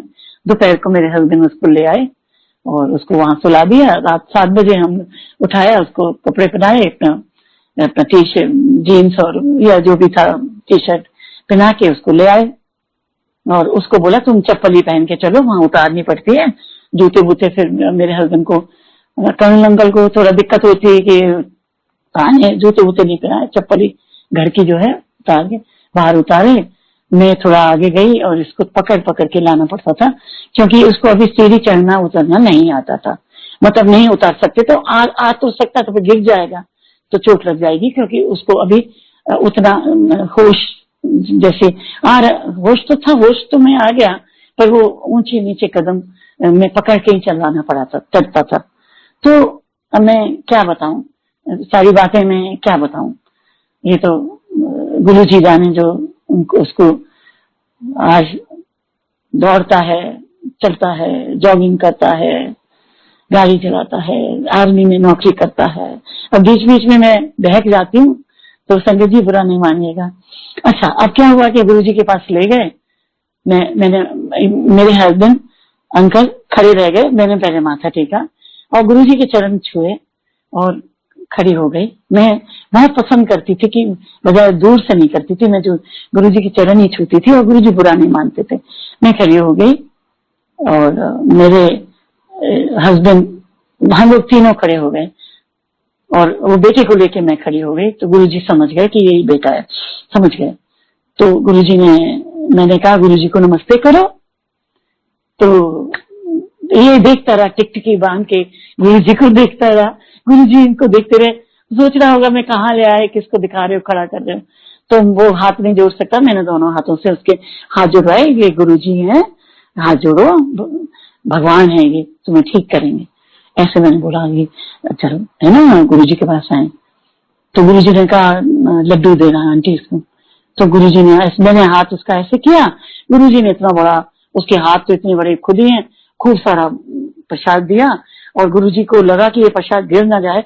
मैं उसको पकड़े हुई थी तो गुरुजी ने एकदम, कर्नल अंकल खड़े, उनको जरा सा बोला, अरे कर्नल अंकल आओ आओ, ऐसा करो, इसका हाथ पकड़ो और बाहर ले जाके इसको लंगर ये पूरा खिला के लाना, बाहर ले जाओ और इसको खिला के और पानी पिला के और अंदर लाओ। तो वो मेरे हस्बैंड जरा स्ट्रांग है तो वो ऐसे पकड़ पकड़ के धीरे धीरे सीढ़ियों से ऊपर लेके उसको खिलाने के लिए ले गए और उनको खिला के फिर बाद में ले आए। और फिर गुरुजी से मैंने प्रसाद लिया और मैं उसी जगह पे जहाँ राइट साइड को मेरी जगह, पता नहीं गुरुजी की महिमा है कि मुझे हमेशा सीट मिल ही जाती थी। एक आंटी इधर सरकी और उनको मालूम था कि कल भी यहाँ बैठे हैं, वहीं बैठ जाती दीवार जहाँ एक बड़ा सा भी स्वरूप लगा है ना रेड कलर का, एम्पायर स्टेट में, मेरे प्यारे प्यारे मेरे शिव जी गुरु जी का, मेरे प्यारे बहुत प्यारे और सुंदर गुरु जी का, वहां दीवार पे कोई तब नहीं था तो मैं बैठ जाती थी। इसके बाद ऐसे लंगर किया। फिर गुरुजी ने फिर मुझे कह दिया कि तुमने नहीं जाना, बैठो मुझे बात करनी, गल करनी। रेणु आंटी गल करनी, अभी नहीं जाना। वो सब चले गए तो मैं गई, मैंने गुरुजी से आज्ञा नहीं गई, पहले कहते हैं इधर आओ गल सुनो। मैंने कहा हाँ जी गुरुजी। तो मैं गुरुजी सीख गई बोलना। मैंने कहा अंकल नहीं बोलूंगी। सबने कहा तुम अंकल नहीं बोलो, गुरुजी बोलो। हंसी होंगी ना एक दो लोग, ये अंकल बोल रही है। तो मैंने गुरुजी से कहा आपको आवाज सुनाई दे रही है ना विक्रम अंकल, आपको आवाज सुनाई दे? जी आंटी। हाँ हाँ। इसके बाद गुरुजी ने कहा कि जब चले गए तो 8-10 लोग रह गए थे, तो गुरुजी ने कहा आंटी ऐसा करो, आप अंकल को भी बुला लिया कि आप ना कल मार्केट जाओ और मार्केट से 1.5 किलो का पानी आ जाए, इतना बड़ा जग लाना, ढक्कन वाला और अच्छा लाना सुंदर, वो लेके मेरे पास कल आना और आप आते रहा करो। मैंने कहा ठीक है। और बच्चे को कभी नहीं लाना, अभी उसको इलाज चलने दो जैसा चल रहा है, और अभी उसको नहीं लाना, आप आते रहोगे और चिंता नहीं करो, सब ठीक होगा। ऐसा बोला जैसे बोलते हैं नॉर्मल हम पूछ। तो बहुत अच्छी तरह बात की और मैं गुरुजी के जैसे मैं सीख गई थी, मैंने गुरुजी के माथा टीका और मैं चली गई। ऐसे हम जाते रहे और बीच में गुरुजी बहुत से चमत्कार। और एक दफा और भी एक सत्संग है, वो मैं अभी नहीं करूंगी कि काफी टाइम हो गया है। अब मैं वही करूंगी जो मेरे बेटे को जैसे ब्लेस किया और कब ठीक हुआ। उसके बीच में भी गुरुजी ने मुझसे एक सत्संग कराया, वो मैं अगले बार जरूर सुनाऊंगी। एक सत्संग मुझे खड़े होके करवाया था, मुझे नहीं मालूम था कि ये खड़े होके जो अंकल लोग बोल रहे हैं ये सत्संग क्या होता है। गुरुजी तो बोलते नहीं थे, प्रवचन नहीं देते थे, पर जब किसी को कुछ बताना होता था, जैसे मुझे बताया कि ये लाना है, ये करना है। अच्छा, जब मेरे को वो जग दे दिया तो मैंने कहा गुरुजी इसका क्या करना है? तो कहते हैं कि इसके अंदर पानी भरना है। गुरुजी ने अपना जल पानी पिया और कुछ बोला, पानी पहले अपना डाला उसमें अपना गिलास से, झूठा क्या होगा, वो तो अमृत है। मैं भी गुरुजी माफ करिएगा, मतलब गुरुजी का जल, गुरुजी का अमृत जो गुरुजी ने पिया वो उसके अंदर डाला और कुछ बोला उसके अंदर, मुंह डाल के कुछ बोला, मैंने नहीं सुना, और ढक्कन बंद कर दिया कि एनु खोली ना। रात भर इसको बेटे के किनारे पे कमरे में, बेटा जहां सोता है उसके साइड टेबल पे रख देना, और बाकी इसको साफ कैसे करना है वो अंकल बताएंगे। तो वो अंकल वहां थे, कौन से अंकल हैं जो सारे थे वहां, जोशी अंकल हुई, वो जो भी अंकल बैठे थे उनके नाम भूल गई। तो मैं उनके पास जाके बैठ गई। हाँ अंकल कैसे साफ करना है? कहते हैं इसको राख से साफ करना है। मैंने कहा विम वगैरह नहीं? कहते नहीं, राख से साफ करो, नींबू भी नहीं लगाना। मेरे टाइम तो कोई नींबू नहीं बोला था, मतलब नींबू लगाने के लिए मना नहीं किया था, पर मेरे को राख से ही बोला था कि इसको राख से रोज शाम को साफ करो, पानी भरो, इसके पास अस्पताल में भी जाके रखो, इसको मॉर्निंग में जो भी ड्यूटी पे जाता है इसको पानी पिलाओ, 1 गिलास पिए या इसकी बोतल में डाल दो, 1 गिलास पानी पिला के जो बाकी नहलाओ, इसके सिर पे डालो, सिर पे ज्यादा डालो, ब्रेन इंजरी है। तो वो हम ऐसा करते रहे और ये धीरे धीरे मतलब ये इसको याददाश्त आती रही। और एजुकेशन भी समझो कि क्या बताएं, कितना कुछ बता सकते हैं, वो तो मैं किसी को ब्लेम नहीं करती। डॉक्टर नेजो सर्जन ने पूरा इलाज किया, वो कहते थे सब कुछ ठीक हो जाएगा और वो ठीक हुआ। पर हमें मालूम है और आप सब समझ सकते हैं कि क्या है वो सब कुछ। मेरे बेहसबैंड ने उसको सिखाया, रजिस्टर लेके बैठते थे, ये है, घड़ी है, ऐसे चलाया वो चलाया, ऐसे करके मतलब उसको ट्रेनिंग देते थे। फिर अस्पताल में डॉक्टर ने कहा कि इसको ऐसा करा करो, उसको छुट्टी दे दी मेडिकल कि इसको सड़क पे ले जाया करो, इसको बताया करो कि पूछा करो कि ये गाड़ी है, ये ट्रक है। तो हम पूछते थे ये बस है, नहीं मालूम, ये स्कूटर है, नहीं मालूम, ये क्या है, नहीं मालूम, मैं थक गया हूं, नहीं मालूम, ये वर्ड्स होते थे। अब क्या, इसके आगे तो मैं कुछ कह नहीं सकती। पर न्यूरोसर्जन कहते थे कि ये धीरे धीरे उसका ब्रेन बहुत ज्यादा इंजर हुआ है, टाइम लगेगा। सो कोई भी बात आप पूछते हैं तो वो जब जाती है तो उसका आंसर वो देर में आता है, जवाब आता है। तो वो ये न्यूरोसर्जन की बात है कि ब्रेन इंजरी होती है तो होता है, ये क्या गनीमत है कि गुरुजी ने उसको जिंदा कर दिया और वो आंख खोल के हमारा बेटा हमारे सामने चल रहा है, फिर रहा है, हम मुंह में हाथ में खाना खिलाते थे, खाता था, सब कुछ, पानी पिलाते थे, सब कुछ, बात करता, क्यों थोड़ी बहुत नहीं है बात करता। गुरुजी का जल पहले दिन से ही पिया, उसको असर आया। 2 दिन के अंदर ही जब मैं गई तो कहते अरे मम्मी आ गई, जो उसने कभी मम्मी नहीं बोला, सबको पहचान लिया। हम जाते रहे और पता नहीं क्या बात हुई, 1 हफ्ते तक जब जाते रहे तो गुरुजी ने कभी ऐसे कभी पूछ लेते थे चरणों में आएगा लेते वक्त, पुत्र का क्या हाल है, पहचान रहे? तो मैंने कहा हाँ जी गुरुजी बहुत असर हो रहा है। मेरे हस्बैंड भी हाँ में हाँ मिलाए कि हाँ गुरुजी बहुत असर हो रहा है, बहुत ठीक हो रहा है। और मेरे दिल ने भी उनको बताया कि गुरुजी आपकी ब्लेसिंग बहुत असर करी है। और आपको मैंने बताया नहीं कि लंगर जब मैं उसको मुंह से हाथ से खिला रही थी, जब लंगर गुरुजी ने कहा खाओ, मिर्ची नहीं खा सकता था, ब्रेन इंजरी में उसको मिर्ची की पसंद नहीं थी, तो मिर्ची के आंसू आ रहे थे, पानी दो पानी दो। तो बच्चे की तरफ में पानी लाई, जल प्रसाद एक अंकल ने पानी दिया, गुरुजी ने ऐसे करके हाथ बंद कर दिया। गुरुजी समझ गए, गुरुजी का मतलब ये था कि खाने दो, यही दवाई है। हम तो आप पता चलता है ना कि जितनी मिर्ची होगी उतना ही वो होगा, जितनी मिठाई आप गुरुजी खिलाएंगे उतना ही आपकी शुगर ठीक होगी। जो चीज की गड़बड़ है वो गुरुजी उसी से ठीक करते थे। पहले भी पान के पत्तों से जलेबियां खिला के, अगर किसी का तकलीफ ज्यादा है तो उसको 2 दफे, कितनी 3-3 दफा गुरुजी हमको मिठाई दे देते थे। किसी दिन एक ही दिन में मिलती थी, किसी दिन कहते थे नहीं हलवा और खिलाओ, और लाओ और दो, कड़ा प्रसाद दो। तो ये गुरुजी हमारी बीमारियां हमारा ये करते थे। और अगर हमारे आंसू निकल रहे हैं गुरु के लिए तो वो बड़ी अच्छी बात है, वो भक्ति के आंसू हैं, इतना दिल हल्का हो जाता है। आज भी मैं रोती हूँ, गुरु जी को याद करके रोती हूँ, मैं भक्ति में रोती हूँ। मैं गाना कोई गुरबानी अच्छी चलती है जो चरण कमल तेरे धोए धोए पूरा, और वो जो लास्ट में है कि हम इतने भाग्यवान हैं कि आपके द्वारे आए, वो भजन में सबसे पहले चलाती हूँ अपने घर में सबसे पहले, और वो मैं सुनती हूँ, बहुत अच्छा लगता है। ऐसे दिन चलते रहे, सितंबर निकल गया, अक्टूबर निकल गया, नवंबर आ गया, ठीक होता रहा, अपने आप नहाने लगा, शर्म करने लगा, कहता हट जाओ, थोड़ा पानी डाला, कपड़े चेंज करने आ गए उसको खुद करूंगा, मैं गुस्सा करता था। तो इतना मतलब इम्प्रूवमेंट, और फिर उसको घर भेज दिया। मतलब 1 महीने 15 दिन वहां रखते थे, 15 दिन घर भेजते थे कि घर में एल्बम दिखाओ, ये दिखाओ, वो दिखाओ, शादी का वो दिखाओ, ऐसा ही कुछ करते हैं। ब्रेन इंजरी में जो डॉक्टर बोलते हैं वो करते हैं। तो वो तो काफी ठीक हो रहा था।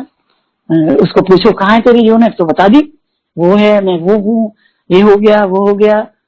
ऐसे करके मैं तो इतनी गुरु जी की शुक्रगुजार, अरे मेरा बच्चा जिसको कि कुछ पता नहीं कि ये उठेगा, आंखों से देखेगा, उसको उठाया, उठाने के बाद उसको ठीक किया। हमने नहीं सोचा था कि वो आर्मी में ऐसे हेड इंजरी से कैसे नौकरी करेगा, कितनी देर में ठीक होगा, सेमी कॉन्शियस था, सब कुछ उसको पहचान। और गुरुजी के जल प्रसाद से, और इलाज मैं ये नहीं कहती कि न्यूरो सर्जन कोई इलाज नहीं कर रहे, गुरुजी हमेशा कहते हैं इलाज करो, पर इलाज के ऊपर भगवान की ब्लेसिंग है, वो सबसे बड़ी चीज है। ऑपरेशन करने भी न्यूरो सर्जन जाता है तो भगवान को, अच्छा सर्जन होगा तो पहले भगवान के हाथ जोड़ता है। हर एक अस्पताल में मंदिर होता है, जोड़ता है कि भाई मेरे हाथ से अच्छा सा हो जाए। अच्छा, अब ऐसे ही हुआ। चलिए, अब मैं बहुत सी चीजें बीच में हुई, मैंने भी एक सत्संग किया था, मेरे साथ हुआ था कुछ, वो मैं अभी नहीं सुना सकती, मैं आपको बेटे का ही सुना के मैं अपना विराम करूंगी। नवंबर या दिसंबर का 26 तारीख की बात है। नवंबर में भी गुरुजी ने कहीं बुलाया था, वहां भी मैं गई थी। वो अंकल नहीं गए थे, मैं गई थी, खुद मैं गाड़ी चलाती हूँ, तो वहां भी गई थी। और इसके बाद 26 तारीख का याद है, 2 दफे ले गए थे। 26 तारीख दिसंबर की बात है, तो मेरे से कहने लगे कि आंटी, रेनू आंटी सुनो, रुको, तुम नहीं जाना, रुको रुको रुको। मैं खड़ी हो गई, लोग चले, पता नहीं क्या था संगत जी। मैं भिकारन, मैं गुरु की भिकारन हूँ। मेरे को गुरु से अरदास करके भीख में, मेरे अरदास करके मेरे बच्चा मेरे वापस दिया। और मैं वहां मन करता था कि मैं जाऊं ना, यहाँ से देखती रहूं, गुरुजी मुझे ना बोले। हाँ, मुझे कभी बोला नहीं कि चले जाओ, तो मैं जब सब चले जाते थे तब मैं थोड़ा टहलती रहती थी, तो उससे कह मैं जाने लगी तो कहते नहीं नहीं रुको।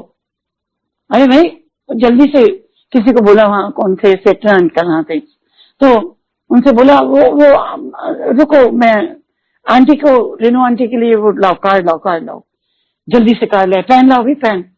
और उन्होंने अपना ऐसे अपने पास अपने पैरों पे रख के, कोई किताब वगैरह नहीं थी, तो गुरुजी ने वहां अरे कोई नीचे लगाने के लिए तो दो, तो उन्होंने कोई किताब या कोई दी, तो गुरुजी इतना बोले मैंने सुना, तो उन्होंने लिखा Renu aunty and family and date डाल दी 26/12/99 था, तो और फैमिली, और बहुत सुंदर से। पहले वो रेनू आंटी लिखने लगे तो पेन थोड़ा रुक गया, फिर चला, तो मेरे को दे दिया, और उल्टी तरफ लिखा लिफाफे के, उसके अंदर कुछ और लिखा हुआ था, मुझे नहीं मालूम। तो गुरुजी ने कहा ये कार्ड है और ये आना है। मैंने कहा गुरुजी कहाँ आना है? कहते सब कुछ मैं नहीं, गुरु सच नहीं पूछते, इसके अंदर लिखा है कहाँ आना है और जरूर आना, और 3 दफा बोला फैमिली लोन आना। मैंने गुरुजी कहाँ फैमिली? बच्चे तो सब पूछते हैं ये तो अस्पताल में है, अभी तो घर में है और आ गया है, और वो बेटी तो कहीं जम्मू में पोस्टेड है, और मैं अंकल आ जाएंगे, कोई आएगा घर वाला तो आ जाएगा, यहाँ तो नहीं है हमारे घर वाले। कहते कोई नहीं, पर फैमिली लोन आना। 2-3 दफा बोला फैमिली, मैंने लिख दिया है फैमिली लोन आना। मैंने ठीक है गुरुजी लाऊंगी। इसके बाद मैं चली गई, और नहीं फिर मैंने अंकल से पूछा, मेरे हस्बैंड पूछा कि सर इसमें हम लोग बुद्धू है ना, हमें अक्ल कहाँ है? हम पूछ रहे, जब कार्ड दे दिया उसके अंदर तो देख लो ना कहाँ एड्रेस लिखा है। हमने कहा अंकल कहाँ आना है? कि फार्म हाउस पे आना है। तो कहते हैं अंकल आप लिख दो नंबर, तो उन्होंने फार्म हाउस का नाम लिख के बोल दिया और जगह बता दी, मेरे बर्ड के पास फार्म हाउस है, वहां आना है और इतने बजे आना है। हम आ गए, उसको खोल के हमने देखा तो शादी का कार्ड नहीं था, वो उसमें हिज होलीनेस फलाना फलाना ऐसे कार्ड बना देते थे, जिसकी भी शादी होती थी गुरु के भक्तों की तो गुरु जी ब्लेस करने जाते थे। और वहां गुरु जी की बहुत सुंदर सी हट बनती थी अलग से, हजारों दफा हमने देखी गुरु जी की बनी हुई हट, जहां भी जाते थे ब्लेस करने तो उनका सुंदर सा हट बनी थी। हाँ प्लेटफॉर्म पे नहीं था, प्लेटफॉर्म पे तो स्टेज थी, खुले में था, धूप थी खूब बढ़िया। सो क्या हुआ कि मैंने कहा चलो, तो अब आ गए चेंज करके। मैं अपना सलवार सूट पहनी हुई थी कि अपना कुर्ता पजामा पहन के आ गए जो नॉर्मल घर में पहनते। मैंने कहा ये क्या किया तुमने? किसी फार्म हाउस पे गुरुजी बुला रहे हैं ब्लेस करने के लिए, तुम रोज तो पैंट शर्ट पहन के जाते हो, आज तुम कुर्ता पजामे में कैसे जा सकते हो, और वो भी घर का? कहते नहीं आज मैं जाऊंगा, क्योंकि वहां ना फार्म हाउस पे, और चप्पल भी मैं यही पहनूंगा जो होती है बाथरूम वाली जो होती बाटा की आती थी रबड़ की। कहते कोई नहीं देखता है वहां, मैं यही रबड़ की चप्पल पहनूंगा नीले रंग की, पहले वो वी शेप की आया करती थी। मैंने कहा क्यों, वहां कोई किसी ने देख लिया कि क्या पहन के आया कर्नल? कहते नहीं नहीं नहीं मैं तो यही पहनूंगा। अच्छा मैंने कहा अगर तुम बहुत जिद कर रहे हो तो ऐसा करो, मैंने सरोजनी नगर से एक बार बढ़िया सा कुर्ता तुम्हारा ला के रखा था कि कभी कहीं जाना होता तो वो वाला पहन दो। कहते हाँ ये बात मान लूंगा। तो वो एक अच्छा था, नया सा था, एक दफे धो के रखा हुआ था, वो बड़ा अच्छा सा था, वो कुछ लखनऊ का काम था या वैसा था, वो पहन लिया। मैंने कहा आप ठीक है चलो, मैं तो गुरुजी को शिकायत करूंगी कि ये मानते नहीं है बिल्कुल बात। मैंने ऐसे बोला तो वो कहते हैं बड़बड़ाते हुए रास्ते में, क्या गुरुजी का मन तो मेरा बहुत करता है, इतना अच्छा लगता है गुरुजी के सामने जैसे कि बस इतना उसको ब्लेस कर रहे हैं, इतना ठीक हो रहा है कि भगवान है। पर मेरा ना ये ड्रिंकिंग का टाइम जो है ना बड़ा गड़बड़ है, मेरा बड़ा मन कर रहा था ड्रिंकिंग का टाइम पे ही गुरुजी का बुलाते हैं आज तो मैंने कहा कमाल करते हो तुम, रोज मैं चली जाया करूंगी बाय स्टेट, तुम यहाँ ड्रिंक किया करो, तुमको तो अपने बेटे को का तुम्हें कोई लिहाज नहीं है। कहते नहीं नहीं गुरुजी मेरा बहुत मन करता है, बहुत प्यारे हैं गुरुजी। अब हम वहां चले गए तो देखा तो घोड़ा गाड़ी और वहां से बारात के वो बैंड बाजा खड़ा। मैंने कहा कि और बहुत भीड़ थी, बहुत बढ़िया। मैंने कहा ये तो किसी करोड़पति की शादी है, बहुत ही बढ़िया इंतजाम। और ये कहने लगे यहाँ तो कहीं पार्किंग नहीं है, तुम जाओ गुरुजी के पास, मैं पार्किंग करके आता हूँ। ये चले गए। और वहां से जैसे ही गेट से घुसे तो मैंने देखा कि गुरुजी की बहुत सुंदर हट और बड़ा आसन उन्होंने बनाया हुआ था। और ये शादी किसकी थी ये मुझे उस दिन पता नहीं चला था, क्योंकि उस टाइम में पहचानती नहीं थी इतना ज्यादा। सूद अंकल की बेटी दिव्या की शादी थी, किरण सूद जो मरवाहा थी उनकी बेटी की शादी थी। मुझे बाद में जब मैंने उनको देखा वहां, तो बाद में मैंने उनसे पूछा कि ये मतलब आपकी बेटी की शादी है। उस वक्त मुझे नहीं मालूम था कि ये किसकी शादी है। मुझे बाद में पता चला कि वो सूद अंकल बैठते हैं ना, उनकी बेटी की शादी थी। और ये मैंने कहा हाँ वो तो वहां बैठे थे। तो जैसे ही मैं गई तो 10 कदम पे ही थी, तो इतने में ही वहीं से चिल्लाए गुरुजी। मतलब आप ये सोचिए, मेरा रोने को मन करता है कि मेरा परिवार ने मुझे इतना प्यार नहीं दिया। परिवार देता है, पर जो प्यार गुरुजी से मिला, मेरे माता पिता सखा मेरे फ्रेंड से मिला, कोई ऐसे करता है। मेरे गुरुजी ले जाते थे जिनको, तो सोचते थे कि जिसकी जगह मैं ले जा रहा हूँ तो मेरी संगत को बहुत प्यार मिले, उनको इज्जत मिले। जैसे माँ अपने बच्चे को ले जाती है शादी में, ऐसे हमको वो ले गए। तो पहले से कहते वहां लोग काफी ब्लेस करके चले गए, कुछ इधर उधर बैठे थे शादी वाले, काफी टाइम हो गया था तो ब्लेस करके लोग खाना खा रहे थे, कुछ कर रहे थे एक लंगर। तो वहां कोई नहीं था। मैं पहुंची तो गुरु कहते आ गई, ये देखिए आ गई अशोका होटल की मैडम, मालिक है पक्की इंचार्ज। अरे मैंने डोक मारे पैर जो और बोले जा रहे हैं ये है, ये न्यू आंटी है, अशोका होटल की है। मैंने गुरु जी मजाक मत करो, मैं मालिक कहाँ का मालिक, मैं तो वहां मैनेजर हूँ। और मेरे मुंह से इतना निकल गया कि गुरुजी मैं तो वहां नौकरी करती हूँ, पैसे मिलते हैं। और ये वहां नंबर 2 हूँ वो भी, और वो सम्राट होटल में प्रमोशन होके आई हूँ, नंबर 2 हूँ, नंबर 1 नहीं हूँ, एचओडी भी, हेड ऑफ द डिपार्टमेंट। अरे अगर मैंने कह दिया कि इंचार्ज है तो मतलब मालिक, तो क्या हो गया, मालिका का मतलब है कि तुम बहुत रौब है। हाँ मैंने कहा वो तो मैं थोड़ी रौब है। कहते काम तो, अच्छा ये गल बात सुनाओ कि काम तो कर दी है ना, और सारे मेरी शक्ल देख रहे हैं वहां 4-5 लोग कि ये है कौन चीज कि गुरुजी की भक्ति जिसकी गुरुजी तारीफ कर रहे हैं। मतलब इतना ज्यादा वो तभी बोले उस वक्त। तो कहते हैं काम तो कर दी है ना। मैं काम तो मैं बहुत कर दी हूँ गुरुजी, मेरा नाम है काम में, तो अपनी शान मार डाली, ईगो आ गई मुझको। ऐसा नहीं कहना चाहिए था, पर मैंने बोला चलो मैं तो हम तो गुरुजी ने बुलाया था, बैठ गए गुरुजी के चरणों में, वहीं हट में बैठी रही 10-15 मिनट, 20 मिनट, आधा घंटा बैठी रही। बार बार कहते हैं जाना नहीं है, खाना नहीं है, खाना नहीं खाना, लंगर नहीं लेना। तो सब लोग, अंकल को भी बोला, वो भी बैठे थे। कहते जाओ अंकल एंजॉय करो, खाना खाओ, और आंटी आप भी जाओ, रेनू आंटी जाओ और एंजॉय करो। मैं दिल में ये सोच रही थी कि इतना बढ़िया बढ़िया खाना होगा, इटालियन ये वो सा, और मैं तो सभी कुछ तरह का खाती हूँ, तो क्या खाऊं और क्या ना खाऊं। तो मैं सोच ही रही थी, तो गुरुजी ने, उस वक्त मुझे थोड़ी मालूम था कि जो मैं सोच रही हूँ वो गुरुजी को मालूम है।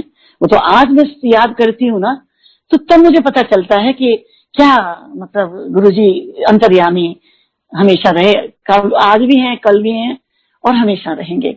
हम बोलने की देर नहीं है जब तक आपको आंसर मिल जाएगा।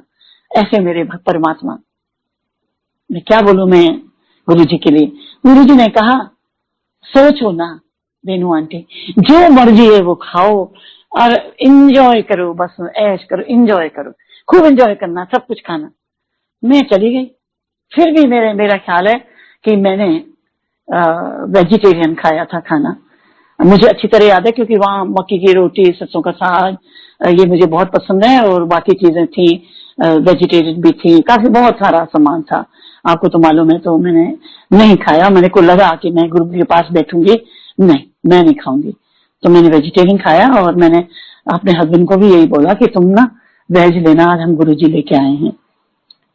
पर मुझे जब जाते वक्त गुरुजी ने पीछे से एक सेवादार आया कि आंटी गुरुजी कर्नल अंकल को बुला रहे हैं।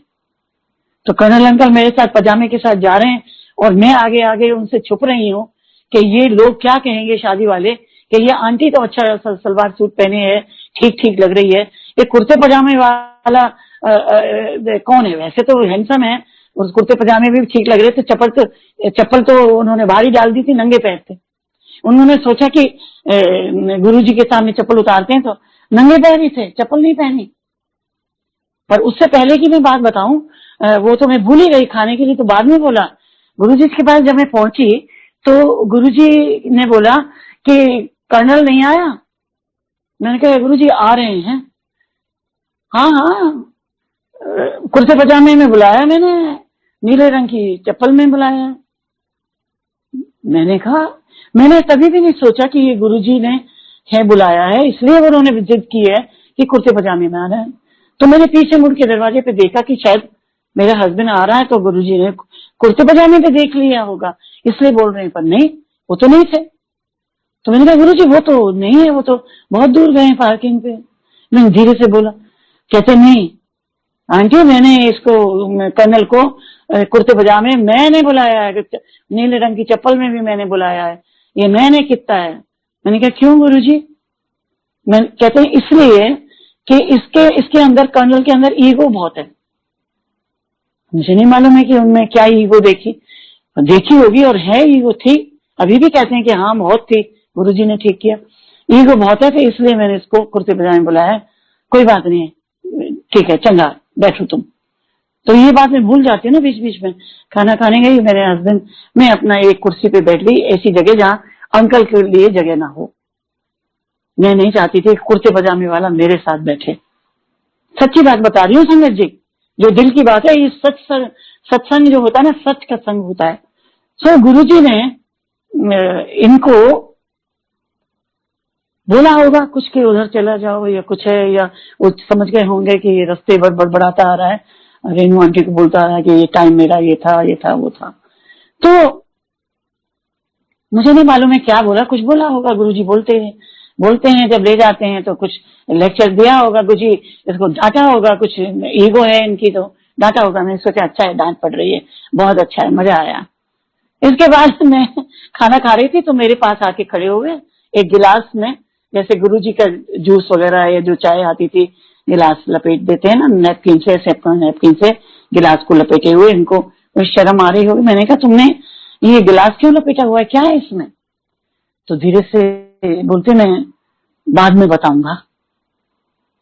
बस बाद में इन्होंने बताया, घर आके तो नहीं, तभी बता दिया था कि गुरुजी ने मुझे ये बोला, सोचता क्या है, क्या सोच रहा है, और कि मैं पीऊं या ना पीऊं, राइट साइड को जाओ, मेरी आज्ञा है, ले लो, एंजॉय करो और खूब एंजॉय करो, खाना खाओ तरह तरह का और एंजॉय करना, जाओ।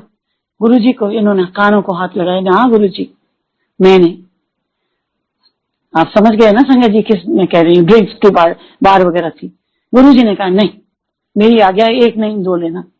और ये गए और जाके लेके आए। गुरुजी की कैसे मना करें, पर इन्होंने अपना खाना जैसे भी खाया। इसके बाद मैं जल्दी से खाना खाया, आइसक्रीम खाई और गुरुजी के पास आके बैठी रही। और वहाँ कुछ जो गाने होते हैं शादियों के वो चल रहे थे, कोई शब्द वगैरह तो चल नहीं रहे थे, वहाँ गाने चल रहे थे खूब अच्छे अच्छे।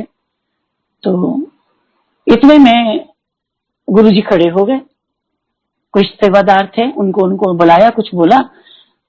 इतने में उन्होंने क्या किया, जो हट थी उनकी गुरुजी की, उसके सामने कारपेट लगा दिया।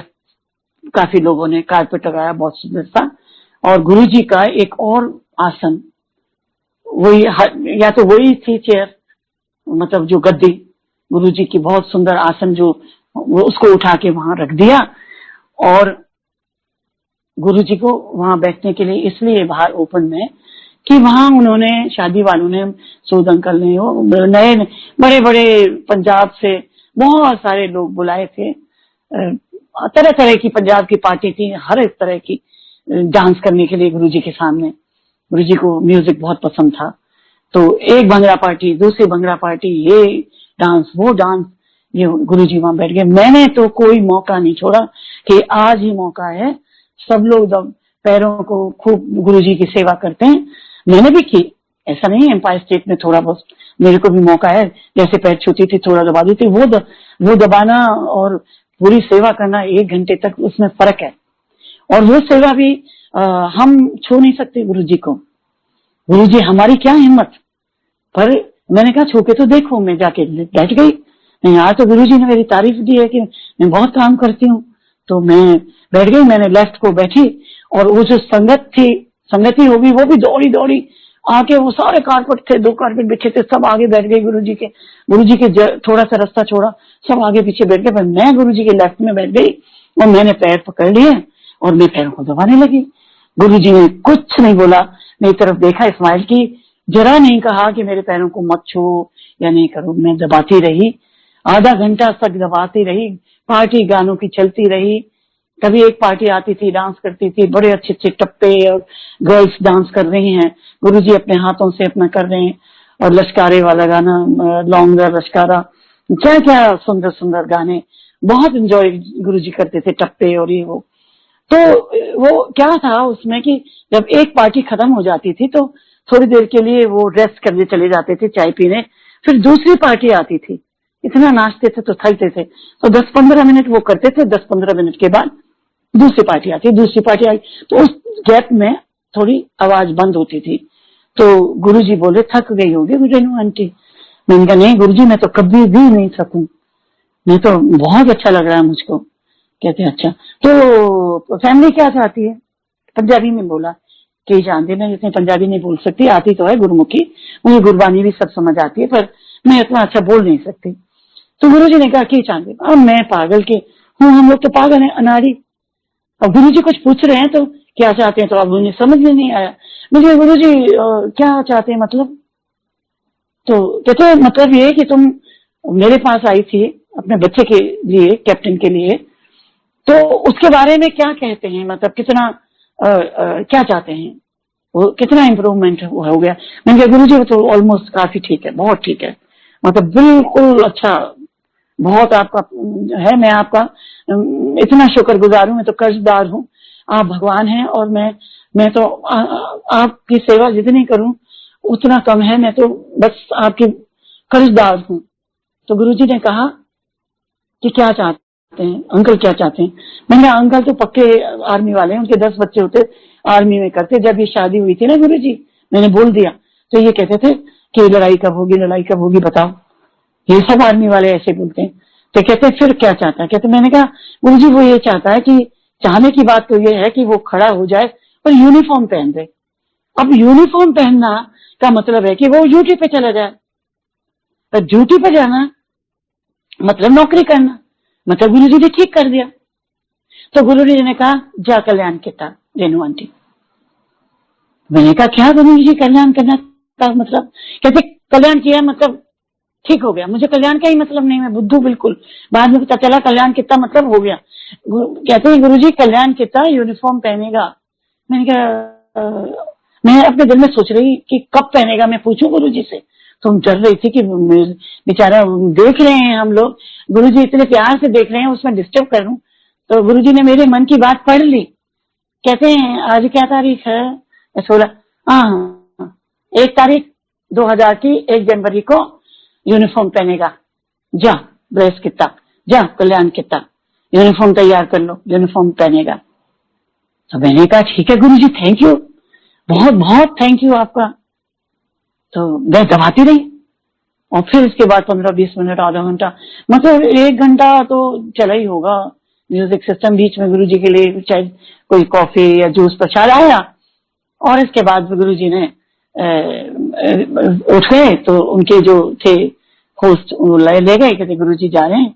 और गुरुजी ने सबको ऐसे हाथ जोड़े, हमने गुरुजी से पैर छू लिए, मैंने गुरुजी से आज्ञा ली और हम गुरुजी के पीछे पीछे, और अपनी गाड़ी में पार्किंग में मेरे हस्बैंड से कहा अंकल से कि आप गाड़ी ले आओ, और मैं गाड़ी लाए और वो हो गए।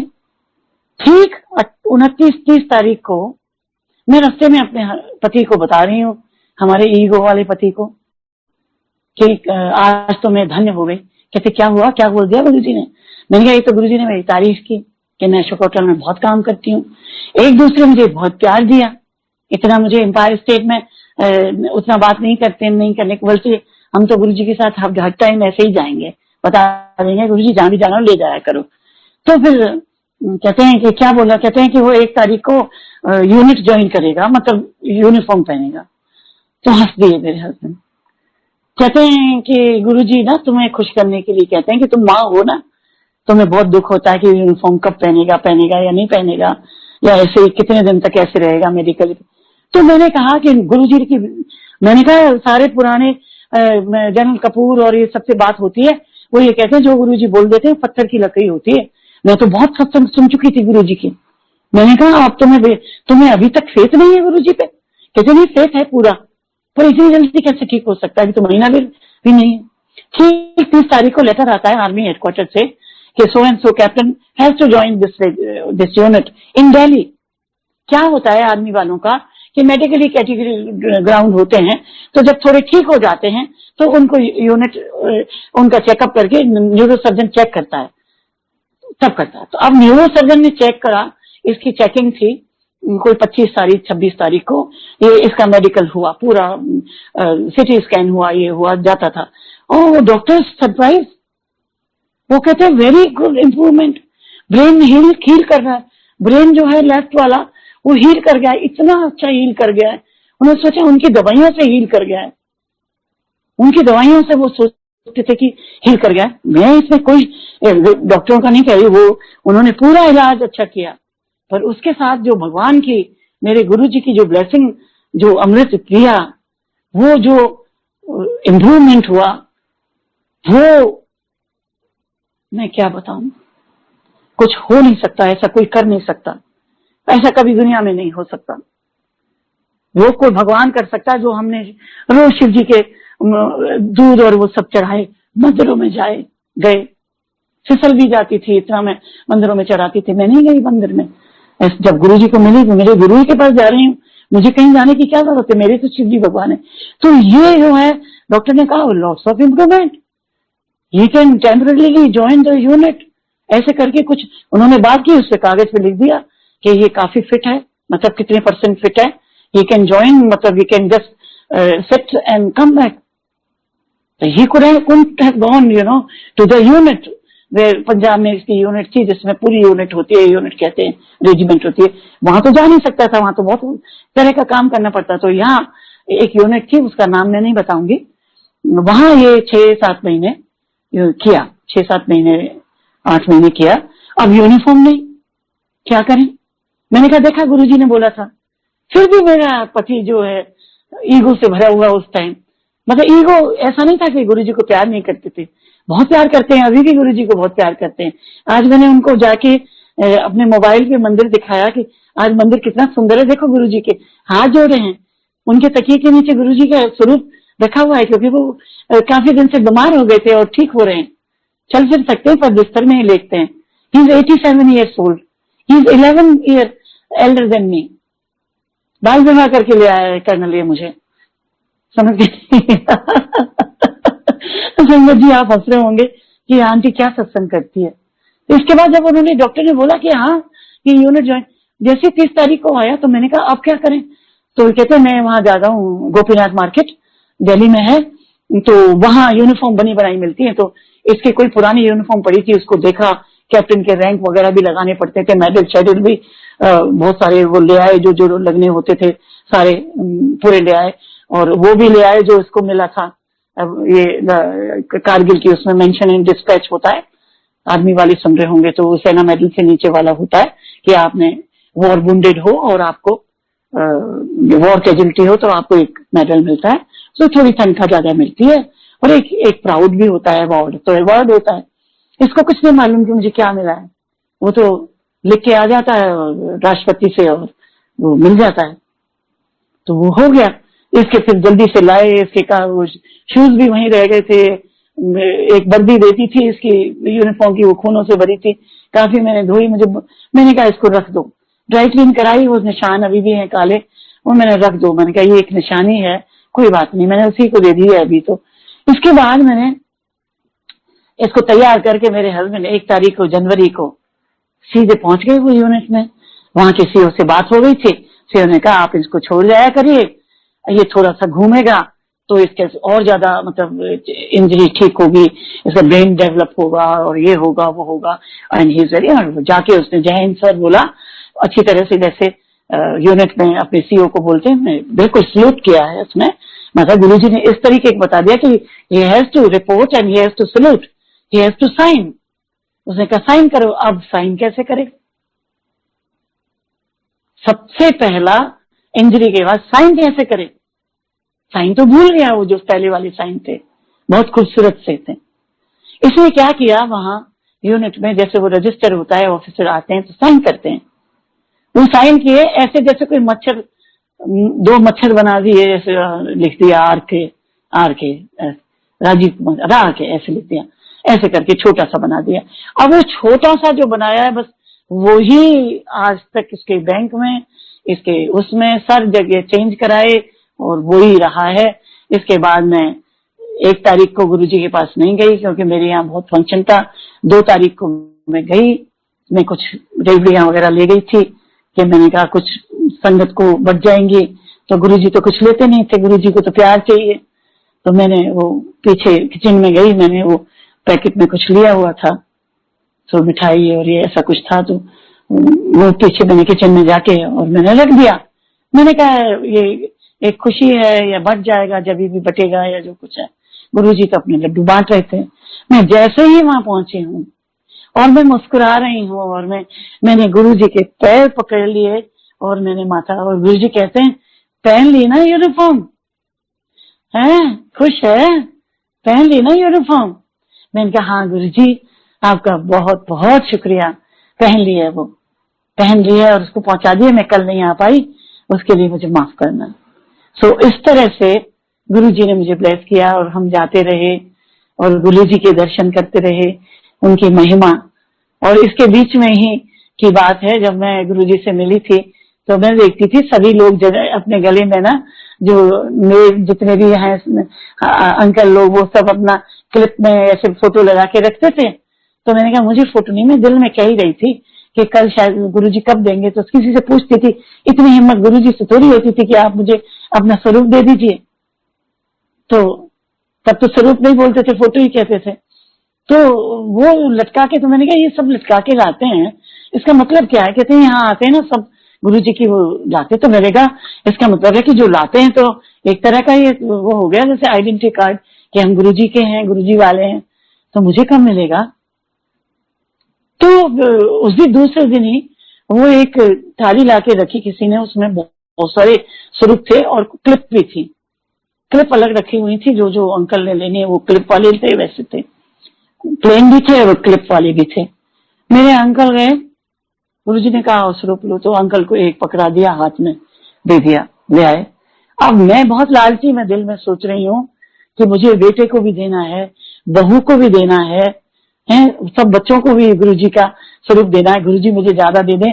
और गुरुजी का मेरे पास कोई भी फोटो नहीं है कमरे में लगाने के लिए।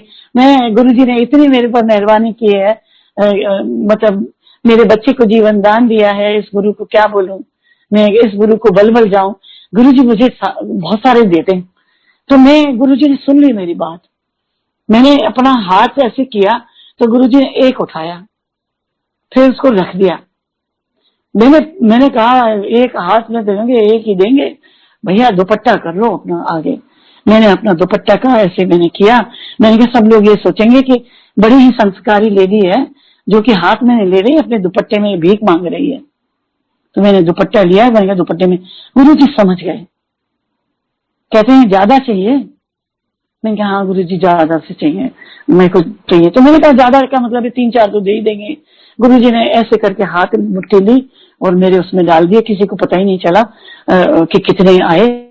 मैंने चुपके से उसको अपने छाती से अपने दुपट्टे को लगा लिया और मैं पीछे हट गई कि कहीं मुझसे बहुत लोगों को नहीं मिलते थे उस दिन, थोड़ी देर बाद में मिलेंगे, गुरु तो ब्लेस सबको करते हैं तो वो तो देंगे, ऐसी बात नहीं है, गुरुजी तेरे दिल में है। पर फिर भी हमको लगता था कि ये तो हमको पता नहीं क्या मिल गया, खजाना है ये तो हमारे लिए, हीरा मोती कुछ नहीं है। गुरुजी के पीछे साइन होते थे। तो मैं ले गई, मैंने बिल्कुल किसी को नहीं बताया, कार में बैठी अपने घर पहुंच गई और मैंने जब खोल के देखा तो 7 थे, 7 गुरुजी का लकी नंबर 7 थे। मैंने बिल्कुल देर नहीं की। मैंने क्या किया, उस दिन तो मैंने जाके वहां अपने मंदिर में रख दिए वो बड़ी अच्छी तरीके से, और दिया जला दिया, रात को ही दिया जलाया कि गुरुजी ने मुझे ये ब्लेस किया है और इतने सारे दिए। तब तक तो मेरा बेटा यूनिफॉर्म भी नहीं पहनी थी, ये तब पहले की बात है, 1 महीने 1.5 महीने की बात है। और इसके बाद मैंने सुबह उठी, मैंने तैयार हुई, दिया जलाया, गुरुजी का जो स्वरूप यही वाला रखा, मंदिर में एक रखा, हर ड्राइंग रूम में, जो भी 3 बेडरूम हाउस है, हर जगह मैंने गुरुजी के 7 जगह वहां रखा। मेरे हस्बैंड को कहा तुम अपने कहाँ रखोगे, कहते तुम मेरे स्वरूप नहीं छूओगी। बहुत वजह से गुरुजी की वो नहीं, ये मेरा है, ये मेरा है, मैं अपने कमरे में अलग रखूंगा। मैंने कहा रखो। फिर गुरुजी को अपने पास अपने कमरे में अलग रखते थे, बहुत अच्छी तरह प्यार से। अब जब अभी भी है उनके पास, वो क्लिप लगी है, हमने क्लिप नहीं हटाई, आज मेरे पास है। फिर मेरी बहू गई तो उसको 5-6 दिन बाद में उसको बहुत सारे स्वरूप दिए, उसको बड़े दे दिए, उसको और भी अच्छे अच्छे दे दिए, उसको भी 6-7 दे दिए। तो मैंने कहा इसमें से कुछ जो है हमको, हमारे पास नहीं, हमें दे दे, पर नहीं देती। उसके पास है, चंडीगढ़ में भी है, उसके मंदिर बना हुआ है गुरुजी का, बहुत बढ़िया मंदिर में गुरुजी दर्शन देते हैं। इसके बाद गुरुजी ने बोले थे मुंडे भी दूंगा, तो एक बेटा है, वो अब 19 साल का हो गया, 2002 में ही हो गया था, गुरुजी के सामने उन्होंने ब्लेस कर दिया। दूसरा 6 साल के बाद हुआ। और छोटा बड़ा गुरुजी को बहुत मानता है सब है, पर वो गाने वाने नहीं गाता। छोटे वाला बहुत भक्त है, वो तो मंदिर जाता है, वहाँ चाय पीता है बैठ के, और गुरुजी उससे बात करते हैं, आंख झपकते हैं। सो गुरुजी नाच, मैंने बहुत बड़ा लंबा सत्संग कर दिया। गुरुजी देखो, गुरुजी मैंने किया है, आज आपने मुझे जो आज पूर्णमासी के दिन ना आपने मुझे जो मौका दिया है ना गुरुजी, आपने दिया है। मैं कितने दिनों से मैं सोचती थी कि मैं जरूर करूंगी, मुझे अंकल लोग बोलते हैं कि करो, पर गुरुजी को मालूम था कि रेनू आंटी को ब्लेस करना है, रेनू आंटी को जरूर ब्लेस करना है, मेरे पति को ब्लेस करना है, मेरे गुरु परिवार को ब्लेस करना है। तो मेरी किस्मत देखो, किस्मत देखो कि गुरु पूर्णिमा पे मेरे को संगत जी आपको बहुत बहुत बधाइयां। अब मेरा बहुत हो गया, मैं विराम दूंगी। और गुरु गोविंद दोनों खड़े काके लागू पाए, बलिहारी गुरु आपकी गोविंद दियो मिलाए। अब मैं तो अपने भगवान को मैं क्यों करूं? गुरु क्या है? गुरु कहाँ है? गुरु क्या है? वो तो भगवान है, वो तो मैं, तो हम लोग इतने लकी हैं, इतने शुक्रगुजार हैं। हम संगत को, आज संगत कितनी बढ़ गई है, पूरे देशों में सत्संग हो रहा है, इतनी खुशियां होती है कि गदगद हो जाते हैं हम। हमारा जिंदगी बदल गई है, एक मायना बदल गया है। मैं तो बस गुरुजी से ये कहती हूँ, जो भी 2-3 साल 77 साल की हूँ, जो भी जिंदगी दो, हाथ पैर से चलूं और आऊं आपके मंदिर में, आपके दर्शन करूं और सुबह शाम आपकी पूजा करती रहूं, आप मेरे दिल में रहो और बस सबको संगत को करो। ये तीसरी लहर वगैरह गुरुजी महामारी मत आने दो, मुझे पूरा विश्वास है ऐसा कुछ नहीं आएगा। गुरुजी सब हमें अच्छा करेंगे। फिर से ये रात का उजाला जरूर जरूर जरूर होगा, बिल्कुल होगा। और गुरुजी सबको ब्लेस करें, सबको ब्लेस करें। और मैं किसी संगत ने, थोड़ा सा टाइम और लूंगी, किसी संगत ने एक बहुत ही अच्छा एक ग्रुप में डाला था, मुझे नहीं मालूम, शायद तिवारी अंकल हैं या कौन है, ये मुझे बहुत पसंद है ये लाइन है, ये मैं करके और संगत जी आपसे आज्ञा लूंगी, कोई गलती हो गई हो। और मैं धन्यवाद करूंगी गौरव अंकल का, इतना प्यारा मेरे बेटा अंकल है, इतना अच्छा मंदिर जो हेवन है, इस मंदिर में जो जाता है वो उद्धार हो जाता है, नजर पास से भी निकल जाए तो वो ठीक हो जाता है। गुरुजी किसी इंसान को क्या करते हैं वो गुरुजी जाने, वो उनसे मांगोगे वो पता नहीं क्या दे देंगे। हम छोटी चीज मांगते हैं वो बड़ी चीज देते हैं। तो जब गुरुजी बना गए, वो भी मंदिर बहुत अच्छा बना गए, उसके बाद में जो गुरुजी ने ये करवाया है मैनेजमेंट से, क्या फुवारे, क्या वो, मैंने ऐसा हेवन और स्वर्ग नहीं देखा। जो जाता है वहां तृप्त हो जाता है, आंखों में से आंसू निकलते, निकलने दो संगत जी, निकलने दो। गुरुजी आपके दिल को, आपकी आत्मा को, आपको सुकून देते हैं, कोई बुराई नहीं है, ये आंसू नहीं है, ये भक्ति है, ये गुरुजी की भक्ति है। गुरुजी के प्रसाद जो भी आप, गुरुजी के आप एक पराठा भी दे दोगे तो गुरुजी खुश हैं, आप उनको एक फूल चढ़ा दोगे, गुरुजी के कोई नहीं चाहिए। बहुत प्रैक्टिकल गुरु हैं ये, और आज इतना कर रहे हैं कि आप स्वरूप से बात करते हैं, दूसरे दिन आपकी बात पूरी हो जाती है। मैं यही कह रही थी कुणाल को कि मैं अभी नहीं करूंगी, मुझे गुरु पूर्णिमा पे शायद मैं सोचूंगी, मैं गुरु जी मेरे यागा देंगे जब भी करूंगी। कल ही सपने में रात को आ गए, नाग देवता दिखाई दिए, मैंने कहा समझ गई, अभी लगता है कि कुछ अच्छा होने वाला है। इतने में मेरे को ये गुरु जी ने मेरे को वो बोला। और मैनेजमेंट का मैं बहुत बहुत शुक्रिया कि आपने जो ये प्लेटफॉर्म बनाया है, सब आंटी लोगों का इतने प्यारे प्यारे सत्संग सुनती हूँ, रोज सुनती हूँ तो दिल गदगद हो जाता है। पता क्या लगता है, ऐसा लगता है संगत जी कि हम उस दुनिया में पहुंच गए जहां हम गुरु जी से मिले थे, जो गुरु जी के दर्शन हुए थे, भाग्यशाली। और आप उससे भी ज्यादा भाग्यशाली, क्योंकि आपने गुरु जी को शिव के रूप में, महाशिव है, हम तो काफी दिन बाद पता तो चल गया था, पर हमें पता आप तो शुरू से ही शिव जी के भक्त है। हम तो ये सोचते थे गुरु जी हमसे बात करते हैं, हम तो ये हमारे तो फ्रेंड हैं, हमारे तो बहुत महापुरुष हैं और इतना करते हैं, इनके अंदर तो बहुत शक्ति है। जान तो वैसे मैं तो जान गई थी। मुझे 1 महीने के बाद में मेरे हमको बोला था ध्यान लगाओ। अब ध्यान लगाया तो मैंने आंख खोली तो देखा कि गुरु जी जटाधारी मुझे दिखाई दिए। मैं क्या बताऊं, मुझे क्या क्या रूप में गुरु जी दिखाई दिए। तो जटाधारी दिखाई दिए, फिर मैंने आंख खोली, फिर बंद किया तो गुरु जी उसी रूप में। तो मैंने कहा शायद ध्यान लगाया इसलिए मैं शिव जी की पूजा करती हूँ तो इसलिए मुझे दिखाई दिए। और बहुत दफे गुरु जी के दर्शन दिए। अगले सत्संग में करूंगी तो कुछ बहुत ही प्यारे सत्संग करूंगी जो गुरु जी के साथ मेरा बेटा ठीक हुआ उससे पहले। गुरु जी मेरे को आपने मेरे परिवार पे कृपा की, मेरे बच्चों पे अभी भी कर रहे हैं। मेरे बच्चे को जीवन दान दिया, उसकी जिंदगी बसाई, उसकी जिंदगी इतनी अच्छी चलाई, सारे गुरु परिवार की चलाई। जो गुरु परिवार का हो गया उसका कुछ भी बाल बांका नहीं हो सकता। कर्म तो काटने हैं संगत जी, पर आप याद रखो कि कभी कोई तकलीफ भी आए डरो नहीं। तकलीफ 90% तो गुरु जी ले लेते हैं, 10% आपको भुगतनी पड़ेगी। मैं अभी 12 तारीख को इतनी बुरी तरह से मैं नोएडा आ रही थी और मैं जल्दी जाने को सोच रही थी कि ये रखूं वो रखूं। मैं इतनी बुरी तरह से स्लिप हुई हूं, मैंने बताया था सबको। और मेरे को बाल बांका नहीं है, मेरी हड्डी नहीं टूटी, कुछ नहीं हुआ। मैं इतनी मतलब ओल्ड होके भी गुरु जी हाथों हाथ ले लेते हैं। और अगर चोट लगती भी है तो पता नहीं कौन सा बड़ा कष्ट काटते हैं। तो जब चोट लगती है तो आप गुरु जी को बोलो, गुरु जी मुझे चोट लग गई है, कोई बात नहीं गुरु जी, मैं ठीक हो जाऊंगी। मेरे को तो थोड़ी लगी है, मैं ही ठीक हो जाऊंगी।